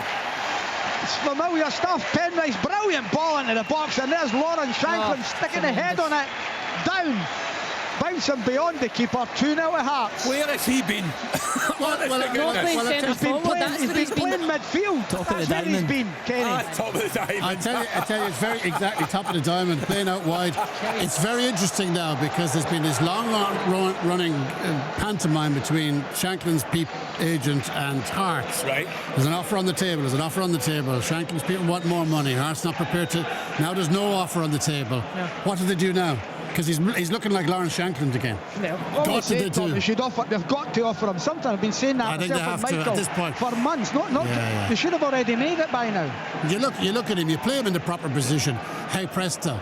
I mean, you don't need to be Sherlock Holmes. You put him through the middle, he's going to score your goals. And I know you get delivery like that as well. Balls coming in from the wider area. But he's been class. I mean, it's a desperate season for Hearts, but Penrice, wow, very good player. I know we're speculating, but whoever the next manager is at Hearts as well, and credit to Liam Fox, to be fair, in the last couple of weeks and taking control and putting him back where he can go and cause problems, but it would take, I think, a manager and a strong manager to come in and perhaps be the person that forces that offer to be presented in the first instance, but second of all then to be a person that Lawrence Shanklin would want to remain there and work with, and perhaps could again bring out the best that we've seen in him in recent seasons. I'd imagine Derek McInnes would fancy Lawrence Shanklin, wouldn't he? I'm glad you said it, Tom. Go for Aberdeen. He freed him at Aberdeen. Chick can ask him after the game about that one. Ask him he's signing Lawrence Shanklin. You take Lawrence with you. Different player, Alan. What a hit! Oh, completely different player. Yeah. Go! 3-0, Forrest. It's a brilliant hit from Dandag. It's a wonderful save by Oxborough. Diving to his left, comes back to Forrest. Nice. Wide players getting up, eh? How about that? I wonder if that'll ever catch on. Brilliant. 3-0. Forrest was really good last week as well, Alan. Probably should have had more for his performance. I think it's just consistency with him. Yeah. He's got ability, and it's like all wingers. They're either Pele or Smelly. It happens. It's just the way it is. I think it's also been able to understand though the types of chances created, and knowing that you can afford to go and anticipate and follow the play up, and that for me was what he was doing really well last week. Eventually get his just rewards with the goal, but again it's similar, very instinctive, follows in, keeper makes a save, and he's there to mop up the seconds. For a penalty here. Simon Murray's going crazy. He said he was pushed over, very quickly taken by the goalkeeper, played into the area, and Murray claims he was pushed over. Referee says no, not having any of it. But you maybe look at that again, guys. Stephen, I don't know, you got a rerun in that. The game's still flowing on. You maybe have to wait a moment, but Simon Murray adamant that should be a penalty kick. It did look a bit clumsy, Chick. We've seen it just in real time there as you flagged it up, but we'll get a better look at it hopefully. I'd quite like to look if Simon Murray's offside when the initial ball's played as well, Chick. That might be before you even get to the discussion. I think he looks offside.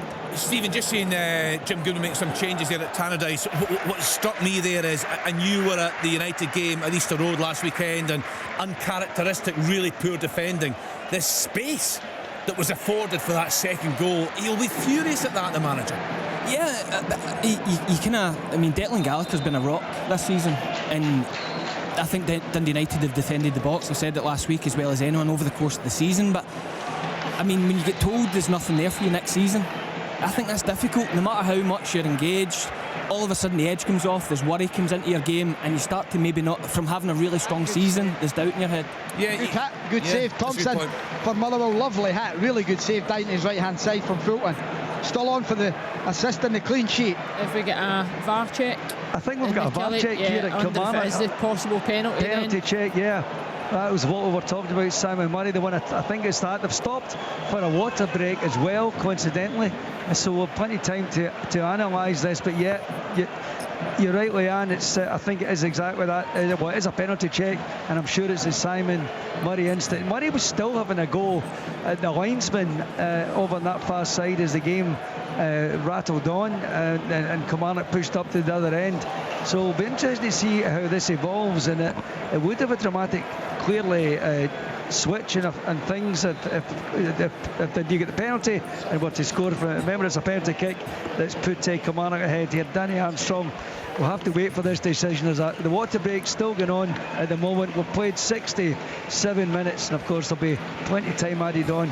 Simon Murray's now going to get he's just breaking away from the crowd. I thought he was going to get the ball actually there. Right, let's see what happens. Right, we'll take this back into the studio. About to go on television, BBC One 4:30 until around about 5:20. The conversation continues on the radio, of course, right through until 7 o'clock. It's been an incredible day so far right across Scottish football. Welcome to Open All Mics on BBC Radio Scotland. So much drama around the ground. Steve McGinn, Leanne Crichton and Tom English alongside me in the studio. We're going to go straight to the game at Rugby Park. A huge game there, particularly for Dundee. Chick Young is there for us, and Chick, right now as things stand, a penalty check. Yep, it's Kilmarnock leading by a first half penalty. Danny Armstrong scored that. Remember, instant relief for Kilmarnock. The relegation worries, they maintain this lead. But as we stand now, there's a water break, which has gone on for ages, and a VAR check and a possible penalty kick for Dundee. Simon Murray was bundled over in the box. He protested vehemently to the far side linesman. The referee waved play on. The referee is Don Robertson. And still we wait. The VAR check goes on and on and on. We await a decision, Kenny, as to see whether Dundee will have the chance to level this game. Here we go. No penalty. No penalty. The Kilmarnock fans applaud and show their relief. And I can assure you that is not the emotion from Simon Murray at the moment, who's come over to have a go at the referee. He's having a word with him at the moment. I think he'd be best advised just to settle down. He claims it was a penalty kick. He's pointing to what happened, but Don Robertson not buying it. So it remains Kilmarnock 1, Dundee 0. Danny Armstrong's penalty in the first half being the vital goal. Chick, stay with us. We'll get the pundits' thoughts on that decision in a few minutes' time. For those who have just joined us on BBC One, just a reminder what to stay tuned for later on. You spoke with the Kilmarnock manager Derek McInnes before the game, and he has promised you he will speak about the link with Hearts after this game is finished this afternoon. Exactly that, Kenny. He made it clear in his pre-match interview that he would not discuss it, but did make me a promise that he would discuss it post-match. The scoreline at the moment, if it remains that way, will, I would think, put him in a better mood to reflect on things and see what he can tell us about the future. Strongly linked with Hearts, very much the bookmaker's favourite, and I have to say, as I came into Rugby Park this afternoon, Kilmarnock fans just really, I think, beckon me to ask him, Derek McInnes, what's happening. They all fear that he is going to Tynecastle. We'll be able to let you know in an hour or so, maybe less. Yeah, stay tuned for that. Thanks to Chick Young. Let's go to, we're covering the playoff games this afternoon. A huge game for Derek Ferguson. East Kilbride at home to Bonnyrigg Rose. Derek, there has been another goal. Yeah, and it's for East Kilbride. They're absolutely flying at the moment, Kenny. A third goal. It was actually Hamilton rattled the bar with an unbelievable volley. Then it was John McGregor, centre half, reacting, putting it into the back of net. 3-1 East Kilbride. Thanks to Derek Ferguson. Before we bounce around the grounds, did you guys have a chance to have a look at that penalty shout down at Rugby Park? Yeah, I mean, it probably would have been soft, Kenny. Just the arm to the back of Simon Murray. I think it was Vassell. But no, not an awful lot in it. I think when you look at Tony Doherty last week was enraged about decisions done against him. I think he's going to be angered about two of them today. He's going to be angered about the Danny Armstrong penalty, and he's going to be angered about that one. It's their perception is their reality now. In their position, they will see the world as against them. It's as angry, I think, as I've heard the manager all season, Tony Doherty, last weekend. He was right to be angry. The two today, I think they're borderline. I think the Simon Murray one would have been, as I agree with Leanne, it would have been soft. But yeah, I mean, Dundee will think all the decisions are going against them now. Yeah, we'll hear from Tony Doherty after the game. Of course, that was them right in the mix at the bottom of the table. The huge match at the bottom of the table is taking place in Perth this afternoon. St Johnstone at home to Ross County. Let's get the latest from John Robertson. Yes, and Ross County are throwing the players on now. Campbell and Smith have both come on along with Jordan White as County start to throw bodies forward, but in fairness, they haven't really laid a glove on St Johnstone in the second half. A shot from Nisbet that was blocked about 12 yards out is all they've had in the second half. It's been all St Johnstone. It's one-way traffic. They've missed three unbelievable sitters. Sidibe in the first half along with Curtis. They took the lead through Baldonis. It was equalised by Alex Samuel with a well-worked goal for half-time. They then missed the chance of the season. First Sidibe failed to control it 6 yards out. The ball bounced to Uche Ekpiatsu. He blasted it over from 4 yards and it looked like it might cost him. However, Watt, after a Sidibe shot was parried, managed to squeeze one in. And then there's another shot from Watt again as St Johnstone are trying to put this game to bed, but with 76 minutes gone, it's a slender lead but a vital one that they certainly deserve at the moment. It's St Johnstone 2, Ross County 1. Yeah, Leanne, real jeopardy around that game, and as John said, we've seen some glaring misses in this one. It was all to play for. It was do or die for Simo Valakari. We've watched him go through all emotions on the touchline this afternoon, but thoroughly deserving of their lead. They played well. No, for me there's only been one side in it, chasing goals. I think they play, it's been all St Johnstone, and it should be a much more comfortable afternoon than it's looking just now. It's still very cagey, certainly as we head into the closing 10 minutes or so. They've played some decent stuff, but for me what's been pleasing to see, and I know Simo Valakari's side have been like this for a number of weeks and months now, but attacking players on the pitch, it really does give you that impetus to go and score goals, and they've produced numbers inside the box. When the ball eventually hits the back of the net for the second goal, there's 6 or 7 bodies in and around the penalty area, and that's been the difference for St Johnstone this afternoon. It's not sat perfect, but as it stands just now, they've got the edge. And if I know there's a way to go, but if St Johnstone win, that's Ross County's buffer. That's down to 3 points, and that will be a 7th defeat in a row for Ross County. Tom, which is so at that time you think, where's the momentum here? That's the worry, John. The worry at the moment is Ross County are looking like a team that could lose 7 in a row. They're playing with.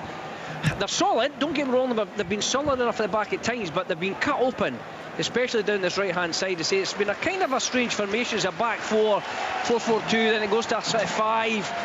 Players not 100%, but I mean they've got 3 forwards on the pitch, and they've kept 3 forwards on the pitch the whole game. But they look like a team that's low in confidence. To me, I would suggest right now that they're waiting for something to happen rather than making it happen. They're waiting for something good to happen. They're just in that little rut, but they need to get a goal. A goal for them now could be absolutely huge, because if they have to, by the way, and roll that one on, if it does stay the same in both games, my goodness me, what a big game it's going to be on Wednesday night in Dens Park. Robbo, it should be easy to come out and play at 2-1 down. It should be, but I've not really seen a response from County, if I'm honest. That's the thing, Leanne. They've had so far the second half. Say they got fortunate to be 1-1 at half time. They come out, Hale put a good ball across the face of the goal, but nobody was really there. They've only had, after 75 minutes, a Nisbet shot, which was blocked 12 yards out.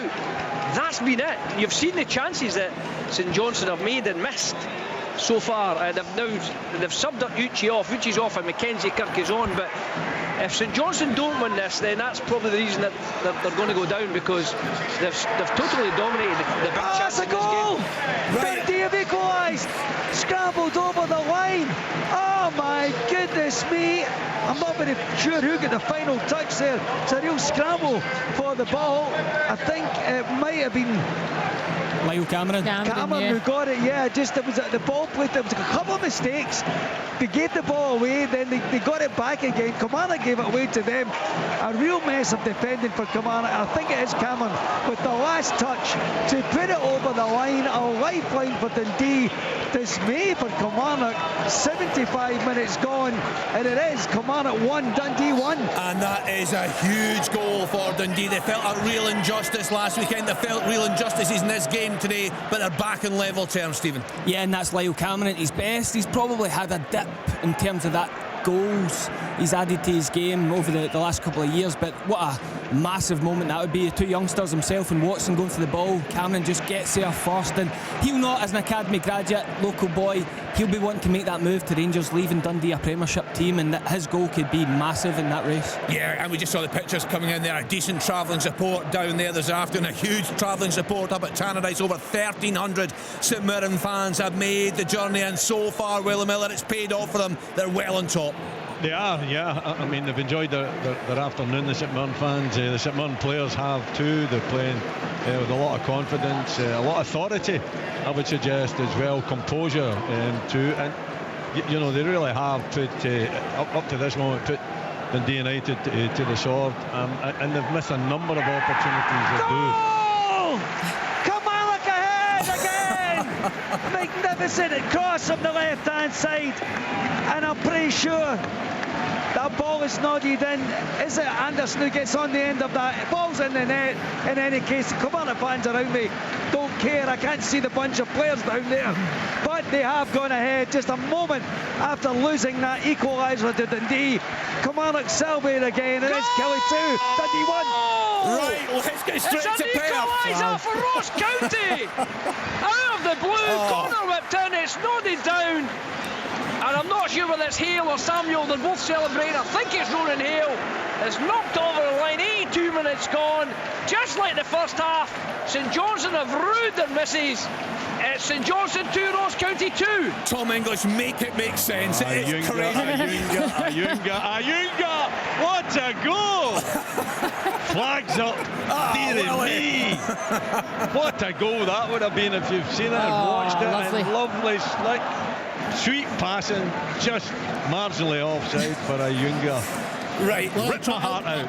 I'll try and make it make sense for Ross County. Right. Earlier on, 90th minute equaliser versus Dundee United in August. 2 in the last 3 minutes to get a draw against St Johnstone. 2 in injury time to get a draw against Hearts.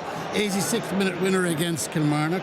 87th minute equaliser against Hibs. There's and a now VAR we've got check this. here, Tom, though. Just hold it. I don't know what good for, unless it's hit somebody's hand, but Hale might be in an offside position. We've not had a good camera view of it, but it's just how close he is to being offside. Right, for everyone tuned in, we've got all the games coming into the studio here. Yes, this is a huge moment. Ronan Hale looking very concerned as he's the just pictures we telling, watch. as Alan said earlier, it's good referee, and he's telling Conor Randall what's going on. Right, here we go. Stephen again, talk us through it. Yeah, I think he might be offside here. Yeah, it's offside. He's going to be offside. Wow, this is going to be huge. It's going to be huge. But the Ross County fans are celebrating. He starts Robbo in an offside position as the throw comes in, which obviously you can do. He's up against the goalkeeper. He tries to get himself back on side, but by that point the flick's happened and he's marginally, it looks to us, offside. We're still waiting for it here. It's factual. This could be massive for St Johnstone. Yeah, that's the one. And the reason he won't be so surprised is because he has started well here offside. It comes. Oh, his hands to here we go. Offside, no goal. And there are your margins. I don't know what's going to happen in the next few games, but that inches, that could keep St Johnstone in the league. I don't know. I mean, it's incredible. Who on earth would be a football manager? Because the emotions these guys are going through right now. But it's a big plus for VAR in terms of the magnitude of the goal. Factually, he's offside. Let's rip the 12 up and go back to a 10. Right, okay, do you know what, let's just go back. It was all really busy there. Let's go back to Willie Miller. We're hearing about how good an afternoon it's been for St Mirren. It was almost a whole lot better. I don't know if the guys in the studio have a chance to see that again, Willie, but it's been a terrific performance from Stephen Robinson's team. Oh, first class, absolutely first class. You know, they were good last week at home, but they're much, much better this afternoon. Dundee United have been second best just about in every department. And it's been chance after chance in the last 10-15 minutes. Adu over the bar. Phillips, did you see the one that Phillips put over the bar? Incredible. Sort of a major swipe at it when really he should have just shown composure. Should have ended up in the back of the net. Big sitter over the bar. Alabiosu as well. And the deflection over the bar. Ayunga then, and that opportunity was well built up. Mandron, such a slick pass as well. It must have just been marginally offside. Very good finish for him. No, it's been a super afternoon for St Mirren. Just about salt in the county boons there. St Johnstone broke away down the left hand side. McPeak, who's had a great game, cut it back. Mackenzie just didn't quite catch it, scuffed it a little bit, save from Amisa. 6 minutes to go plus stoppage time. There'll be a fair bit of it. It's still 2-1 St Johnstone. Plenty more to come in that again. Just to wrap things up at Tannery, Stephen, again, you had a look at that offside goal. Yeah, Johnny Ayunga's just gone too fast, but it's that partnership. You think of Stephen Robinson letting his star striker go to MLS and Toisi Olasanya, and Ayunga and Mandron at the time of the season, the business end of the season, are in the form of their St Mirren career as a partnership, and I mean, statement form in the top six.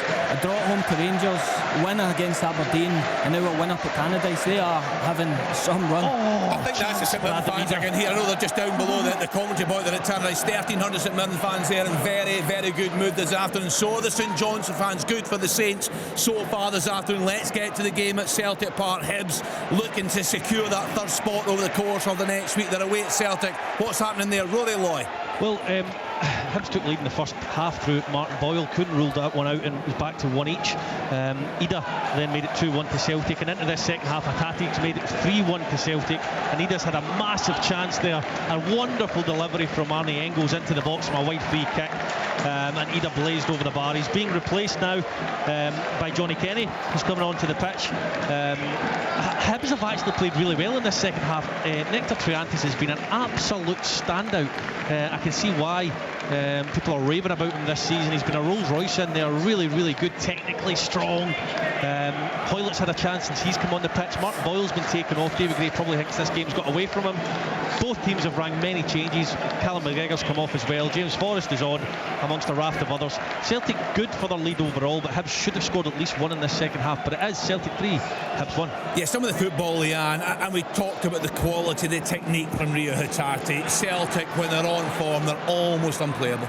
They are. Look, they've got so many assets across the team. I think the way that they play, it's one thing knowing how they play and what they're going to do. It's another thing trying to stop that from happening when you've got that type of quality. And players like Rio Hatate, when they pick up those areas, he's got such great technique and finesse. There's no panic. It's the way you want strikers to pass the ball into the net at times, for a midfielder to be doing that, to caress it into the corner in the manner in which he does. Some real big players, but Celtic could have this afternoon had more goals. We spoke about Adam Ida and the chances created. He could have had at least another couple, but for Hibs, I think that, you know, they've put in a decent performance. They haven't played badly at all here. No, the flashes that I've seen, I'm also just seen online, 97 goals that is now for Martin Boyle as well, notching that. He could have had another one had it not been for the save from Schmeichel and perhaps just a wee bit more composure from himself. But no, it's looked like a good game for you, Rory. Persistent chat about Hatate in Italy. I mean, Udinese and a number of other clubs. If there's rumours or if there's a bit of substance to it, I'd say Brendan Rodgers and retelling his board, this guy goes nowhere because he's terrific. He's such a clever player. And that was a hell of a signing when they brought him in. How that model works though, is it, Tom? If a big enough bid comes in. Yeah, I know, Rory, yeah. Because you'll see this exact same with Maeda as well. You can't keep everybody with this model. You can't. But Celtic are in a great position in that it would want to be eye-watering money. Eye-watering money, yeah, they'll do the deal, like with O'Reilly and others. But it would want to be a very good offer, because Celtic are a financially very robust club and they're in a great situation. Sell him for 20 million and bring him back for 5 in January.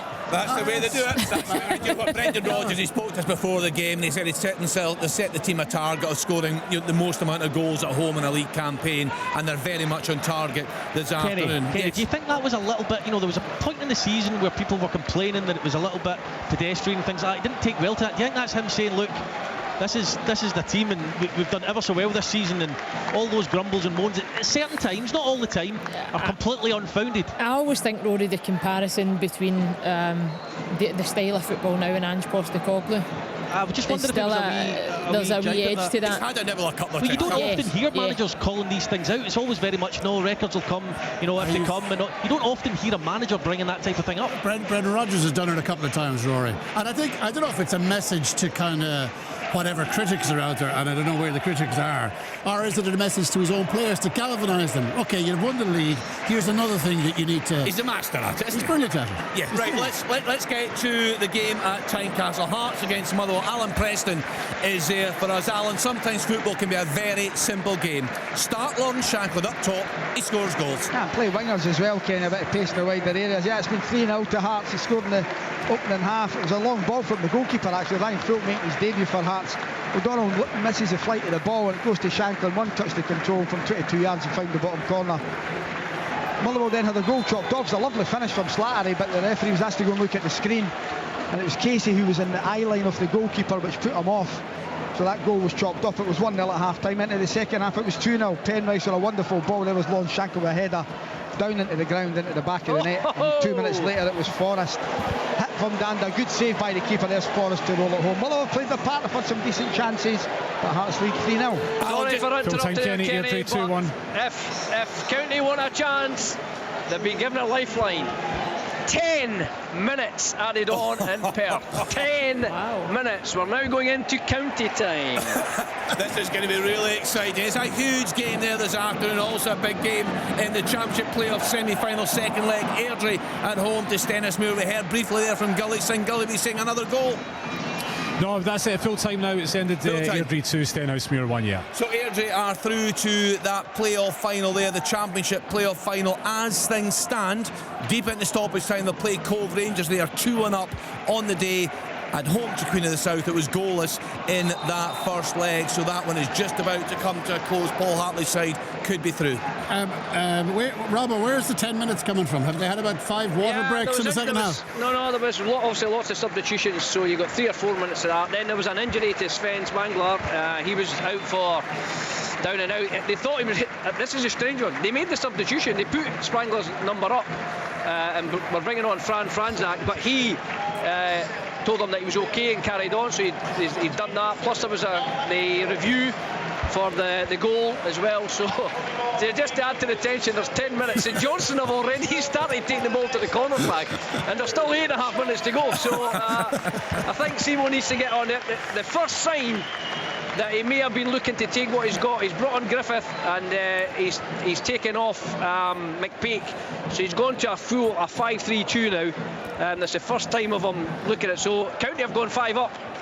They've got Ashworth, Hale, Samuel, White and Smith all go bombing forward, so they're just throwing Hail Marys, but they haven't, apart from the one that was just allowed inches offside, they haven't created anything at the moment. It's going to be a nervy last 8 minutes. It's still 2-1. To look at the live table right now, St Johnstone 32 points, Ross County 35, Dundee 37, Chick Young. Just seen some pictures coming in from Rugby Park. Kenny, can I just say, sorry, before you go there, that young Sean McCardle has come on for Arnie Engels to make his Celtic debut in the middle of the pitch.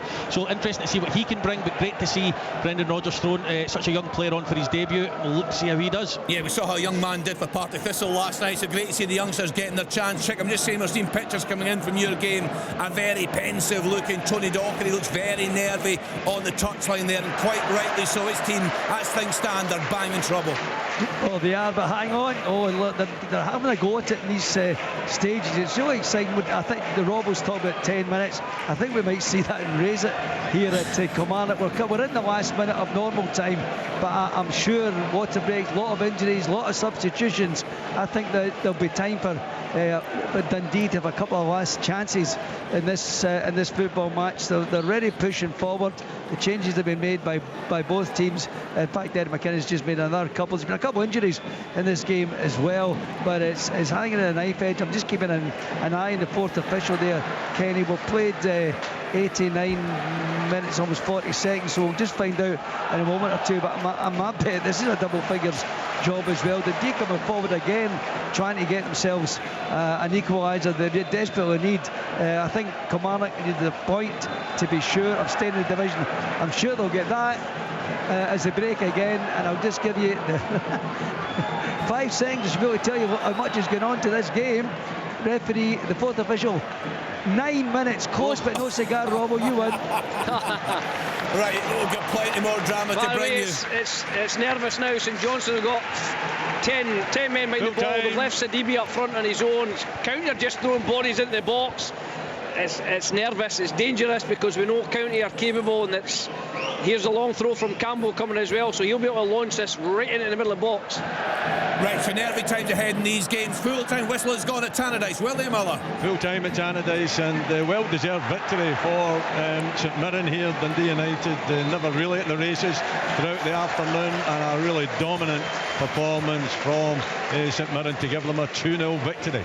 Yeah, just seen pictures of Stephen Robinson going on to the park there, so just looking at that table, 48 points at Mirren, Dundee United 50, so Saints are giving us a chance of European football. Kilmarnock will be in the Premier League next season. Corner on the right hand side, 2-3 players went for it, nodded into the net. It's a goal for Kilmarnock, 3-1 the lead, 91 minutes played, and they will survive.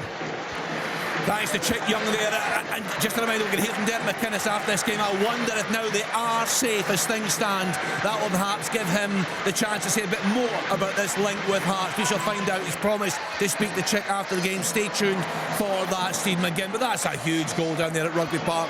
Dundee, as I said earlier on, they're in big trouble now.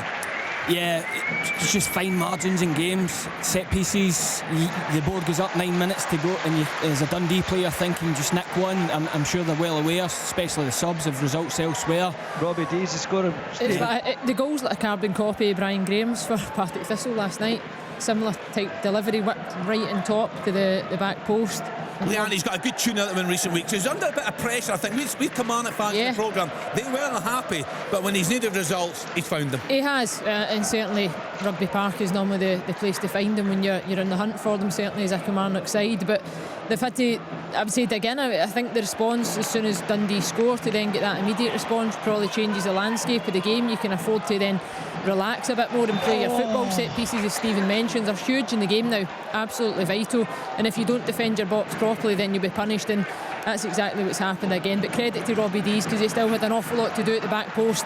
He rises tallest and powers the ball home. Let me just give you an update. Airdrie will play Cove Rangers in the Championship playoff final. Cove beating Queen of the South 2-1 today. Airdrie comfortable victors over the two legs against Stenhousemuir. Let's then get back. A lot of stoppage time being played in the game in Perth. McDermott Park, St Johnstone at home to Ross County. John Robertson, as things stand, you've been telling us all afternoon, St Johnstone, good value for their lead there.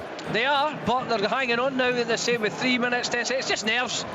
No, there's a free kick there. Amisa's lasted it long. 7 Ross County players at line, was flicked on. Young Smith could have probably hit the volley, took a touch. St Johnstone have hacked it clear. It's Southway at the moment. They've still not, as I say, created in, but the ball's got to be thrown in from Conor Randall. Everybody is in the box here. It's headed on by White. It's knocked down. It's a scramble. Oh my goodness. The St Johnstone fans are going quiet. The County fans are up. Jordan White has it wide. He's knocked it inside to Randall. Everybody's within 22 yards of the St Johnstone goal.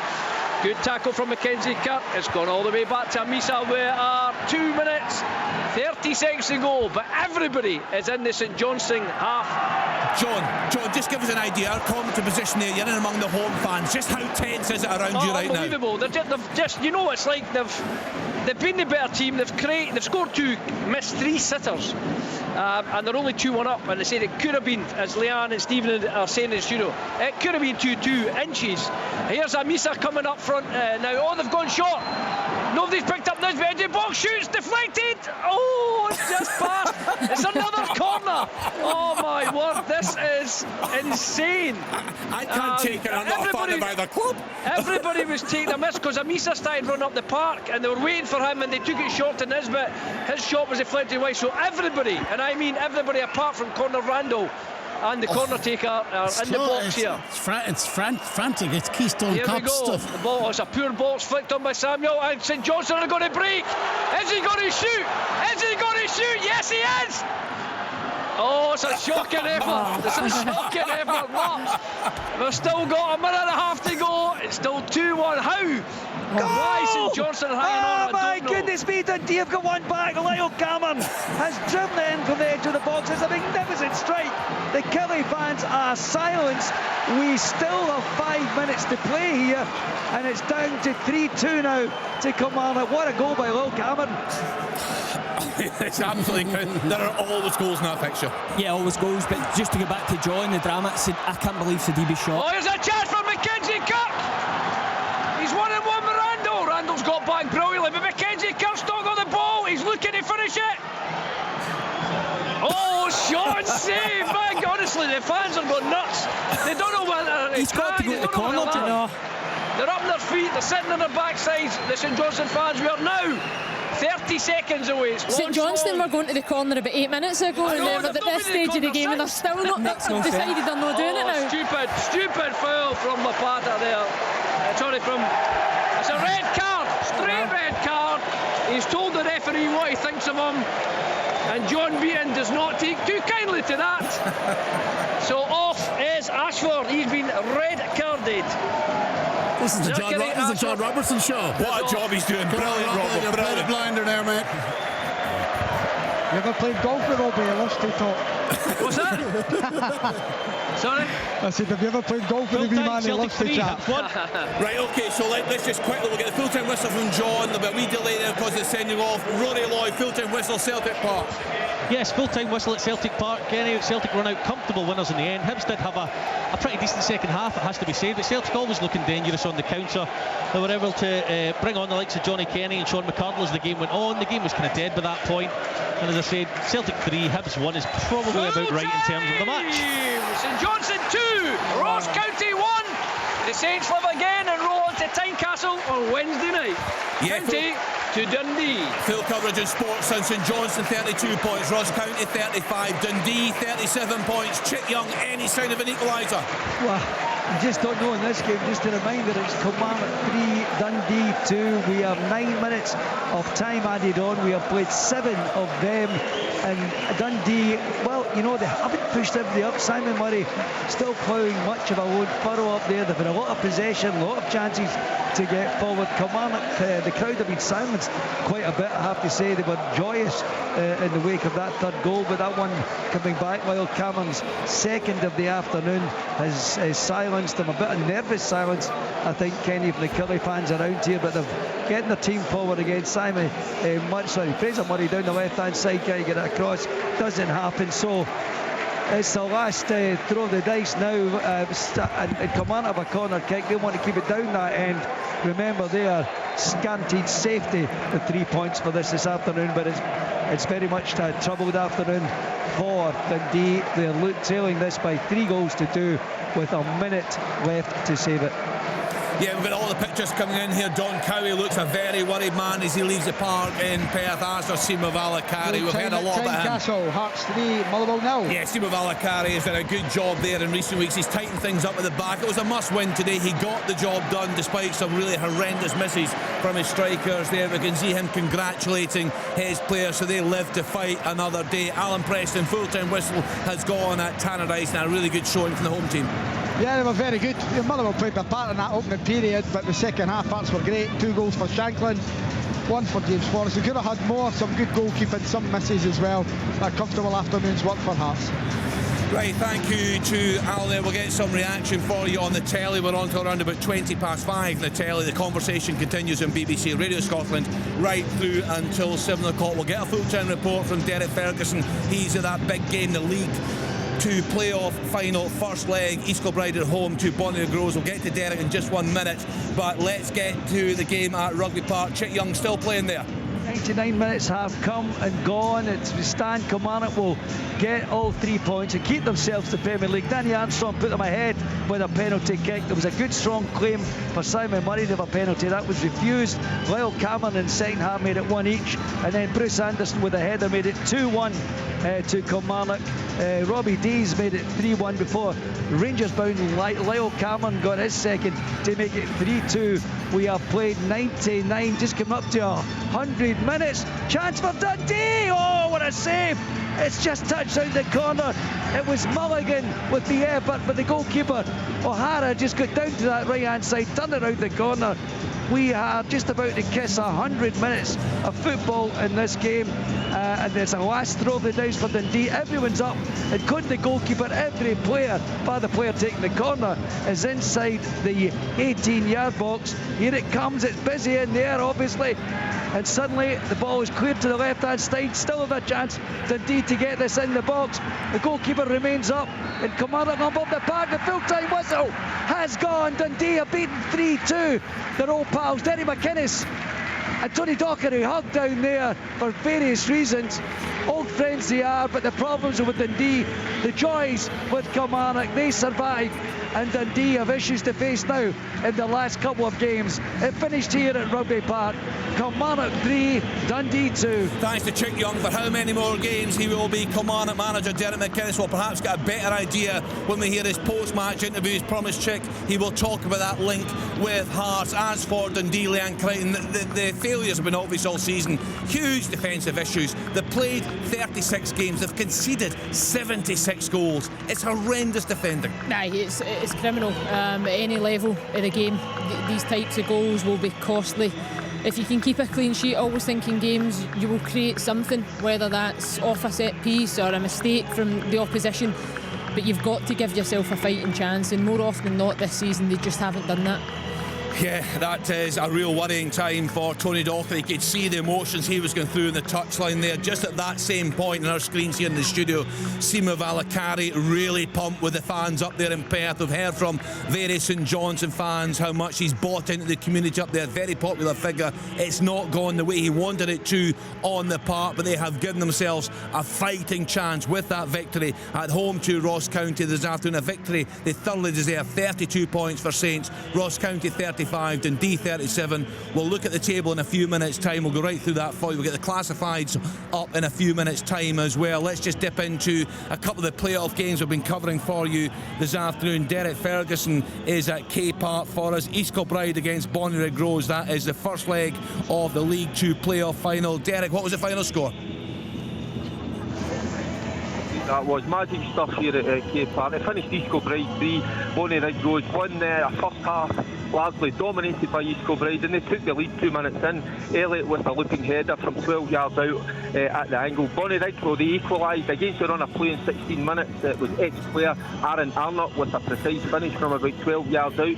The home side would have tweaked a couple of things, certainly getting the ball forward more quickly into the second half, and deservedly got a second on 53 minutes. Great wing play from Flanagan down the left-hand side, and there was Cameron Elliott providing the finish at the back post area for his second of the day. A third one for Mick Kennedy's side. It came in 73 minutes. Centre-back Jordan McGregor reacting quickest to a loose ball to stroke home beautifully from just inside the box.